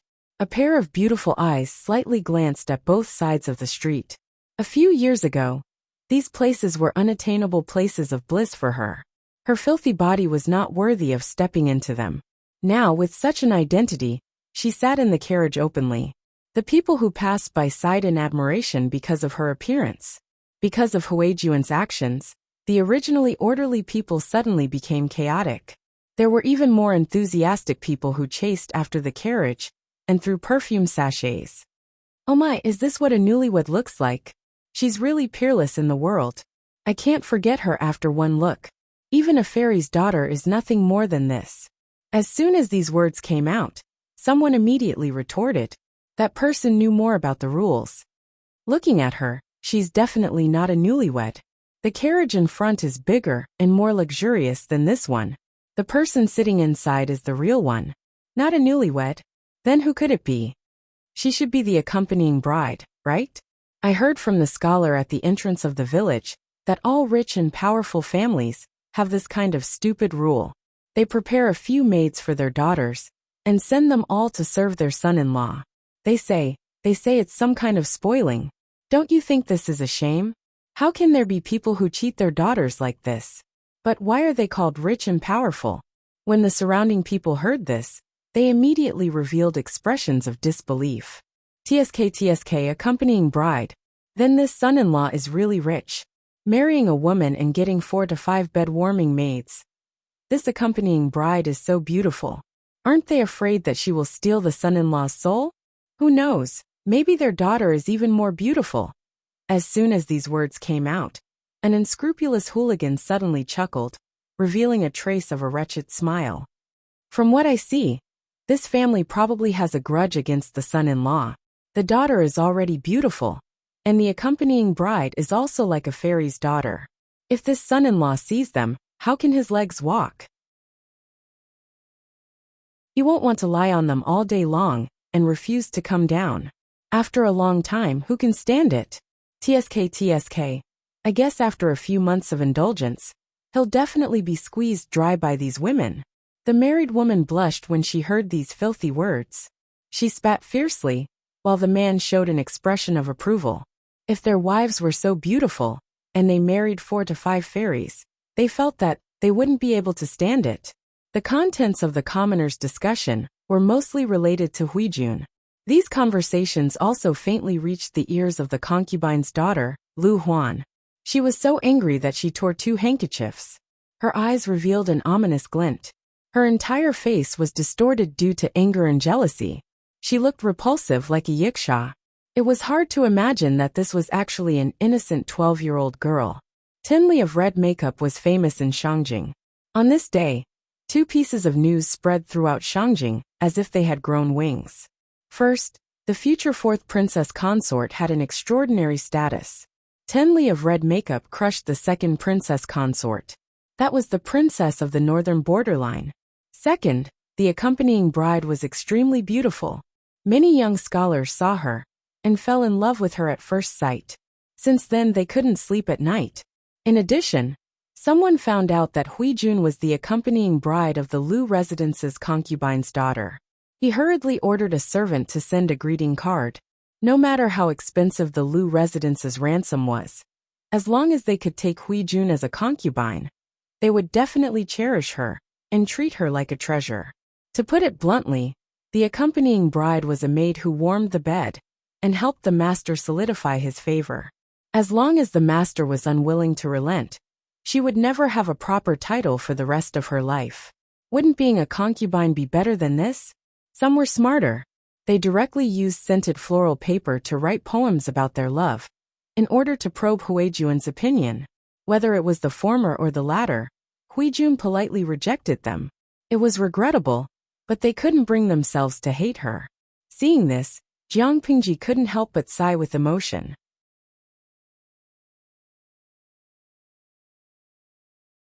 Chapter 346. The Lu residence had its own property and mansion in Shangjing. The wedding procession stopped there. Lu Huan, the concubine's daughter, was also preparing to get married from there. Arranging the dowry, tidying up the mansion, arranging the servants. Jiang Pingji's time was almost completely occupied by the tedious tasks. When she finally had some free time, it was already 2 days later. Jiang Pingji was a person who could not sit still. She would not be able to sit still if she stayed at home all day reading and writing. Not to mention her, the audience in the live broadcast room, could not watch such boring content every day. So they all begged for a change of map. Jiang Pingji was moved by the audience's suggestions. She remembered that the last time she was there was 2 or 3 years ago. At that time, it was late autumn and early winter. There was nothing much to see in the surroundings. Moreover, the schedule was rushed, so Jiang Pingji did not have much time to stroll around Shangjing. She felt rather regretful. Now that he had free time, he might as well enjoy himself for a few days. He might not have such a good opportunity in the future. As the saying goes, it's better to be happy together than to be happy alone. She simply called Su Ku, who was also bored, and the two of them teamed up to go out. Su Ku had a helpless look on his face. He couldn't help but tease. Lang Jun, you move your mouth, but your subordinates run around until their legs break. You are free and don't have to worry about anything. But I still have a lot of chores to deal with. It's better for you to enjoy yourself. Jiang Pingji raised her eyebrows. The things that should be done have been done. What else do you have on hand? Su Ku shook his head. There were some things that Lang Jun didn't remember. But as his right-hand man, he had to be considerate and considerate. Have you forgotten, Lang Jun? Master has many good friends in Shangjing. Some of them are friends in the officialdom, and some are close friends in private. As Master's son, it's rare for you to come here. Naturally, I have to prepare a meager gift and send a visiting card to each of them. Although he might not meet Jiang Pingji, the necessary etiquette could not be neglected. How could Jiang Pingji know who Lu Shi's friends were in the government, or who he befriended in private? She didn't even know who he gave his New Year's gifts to. After all, those were things that only the legal wife or the head housekeeper could handle. Although Su Ku was not the housekeeper, Jiang Pingji did not bring anyone with her this time. So the task of socializing was thrown to him. Jiang Pingji thought about it and felt a little guilty. Is this very troublesome? Su Ku said. Every family has its own taboo, and gift-giving is also a particular art. Give more to those who are close to you, and you also need to put in a lot of effort to prepare the gifts. For those who are slightly distant, you can reduce some of the gifts according to your discretion, but you can't let the other party see your true attitude. Not only do you have to refer to the previous years, but you also have to understand the situation of each family in recent years, and make adjustments to the contents of the gifts. If a family had just lost a child, wouldn't it be like poking a sore thumb if they hurried to send some gifts with the meaning of a Qilin sending a child? Another example would be that someone's parents had just passed away. Sending some supplements that could prolong the life of an elderly person was just courting death. Giving gifts would not bring the two families closer. But if they gave the wrong gift, they would become enemies and never interact with each other again. Jiang Pingji understood. She understood these principles. Father has been an official for many years. Although he doesn't have friends all over the world, he definitely has a lot of friends. It seems that this is indeed a big project. Fortunately, she had pulled Su Ku over. Otherwise, she would definitely have a headache if this matter was left in her hands. Seeing Jiang Pingji's frightened expression, Su Ku smiled and casually said, In another 2 years, Lang Jun should be at the age to get married and start a career. When that time comes, you will marry a virtuous and capable mistress. Someone will take care of these trivial matters for you.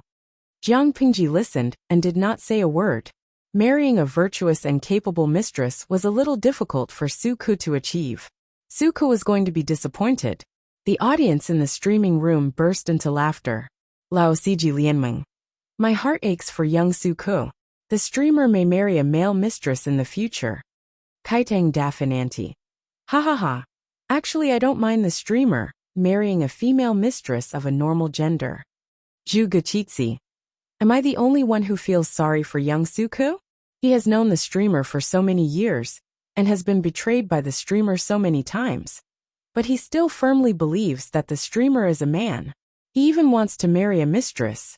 Be careful that your Lang Jun will be married one day. Bingtang Lemon. I don't like what you said. My streamer will definitely marry that one.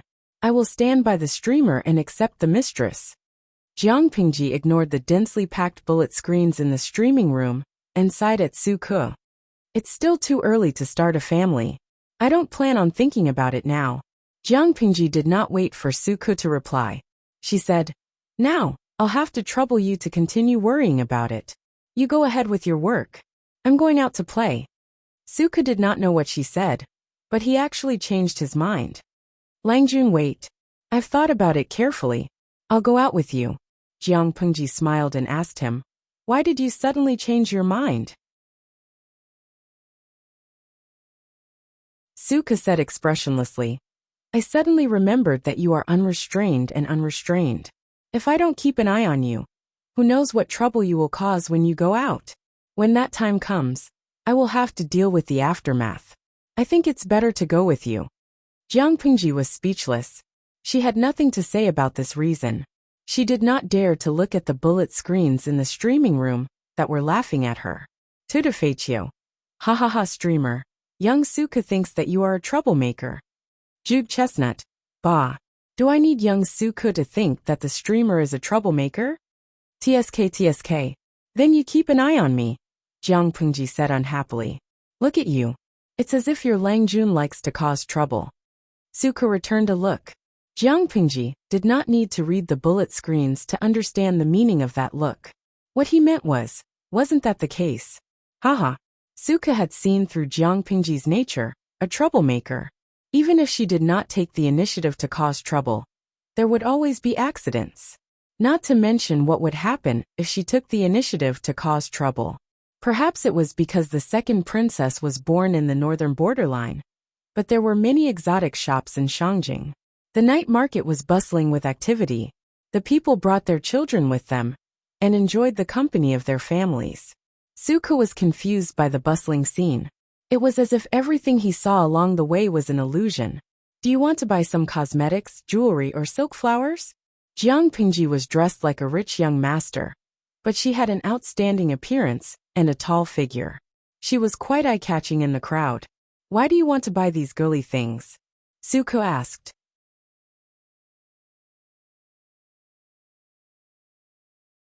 Chapter 347.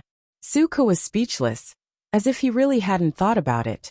He wanted to say that it was how it was between a husband and wife, but he couldn't bring himself to say it. Did you not bring any money with you, and you confiscated it? Jiang Pingji asked. Of course I brought it. Su Ke subconsciously touched the money pouch on his waist and asked, Why did I have to confiscate it? Jiang Pingji didn't explain. Instead, she said, When I was in Langi, I met a woodcutter.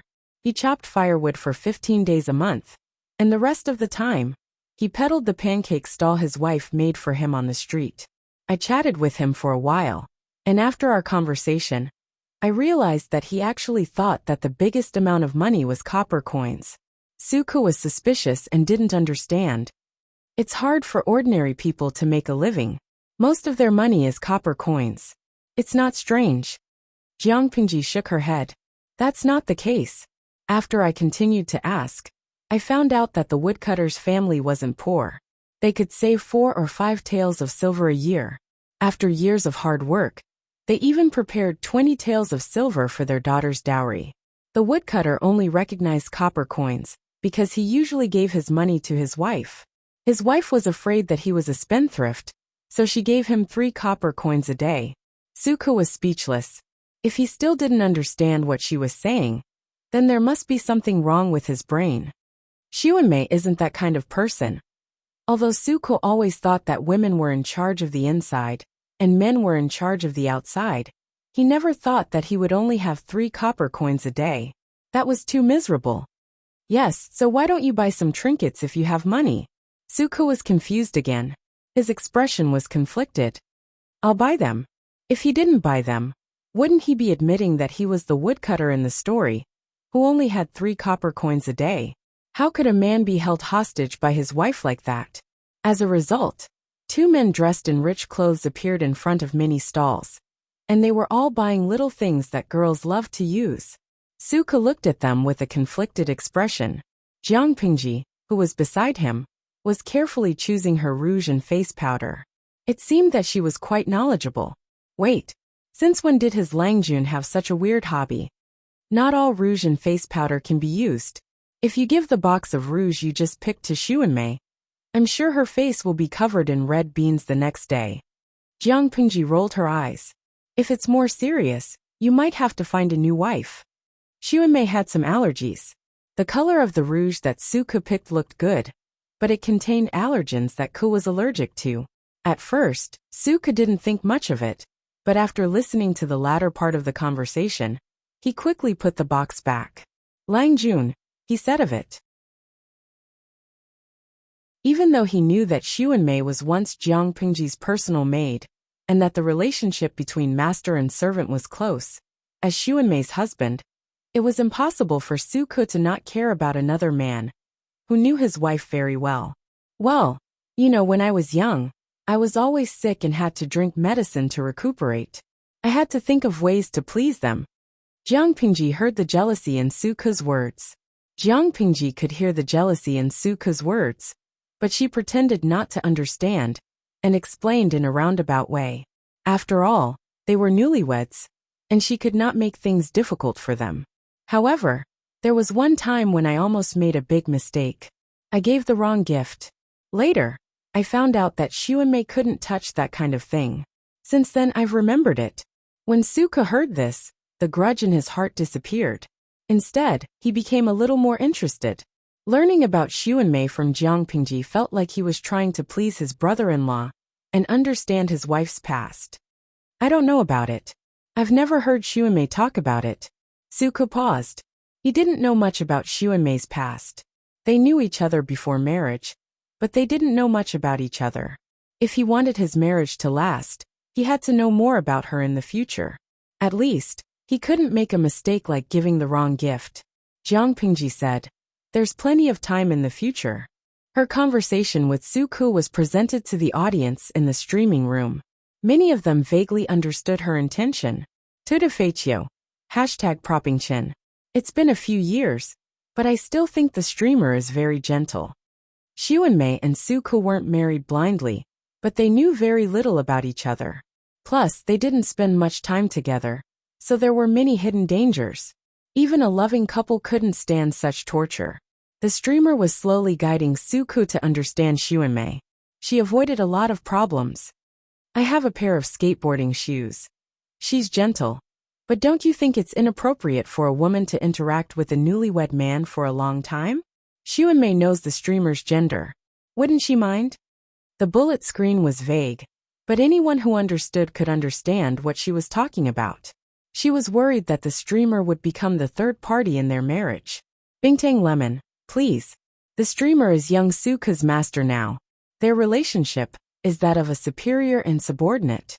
I've never heard that a female superior can't talk to a married male subordinate. If that's the case, I might as well not hire married male subordinates in the future. The streamer was still a man to the public. They didn't say anything ambiguous. It felt like they were normal friends. She had a lot to worry about. No matter what the audience in the streaming room thought, Suko, a smart man, gradually understood Jiang Pingji's good intentions.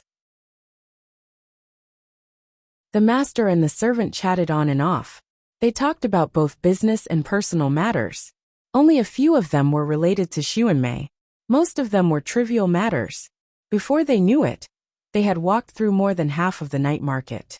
Suka's legs were sore from walking.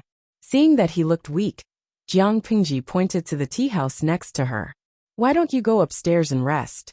Suka didn't force her. He nodded. However, if he knew what would happen if he went upstairs, he wouldn't go upstairs even if he had to walk until his legs broke. Instead of calling it a tea house, it was more like an elegant place frequented by literati. As soon as they walked into the hall, the air was filled with a fragrant aroma. There was also the sound of stringed instruments in their ears. The owner of this tea house is quite smart. He even invited a musician to play music to liven things up. It looks quite elegant. Jiang Pingji looked around and found that there were paintings and calligraphy hanging on the doors of the private rooms. They were of different levels, but they looked quite interesting when placed together. That wasn't important. What was important was that the medium of the paintings and calligraphy was very valuable. Bamboo paper was nothing in the Lu residence, but it was said to be as valuable as gold outside. Only rich families would use it. You're tuning in to the Li Mei's Sword of Destiny YouTube channel. We're so grateful for your support. And don't forget to subscribe to join us on this incredible journey through captivating stories. Your generosity through donations truly makes a world of difference, as it's the primary source of revenue that allows me to expand and enhance this channel for you. Thank you from the bottom of my heart for being a part of this adventure.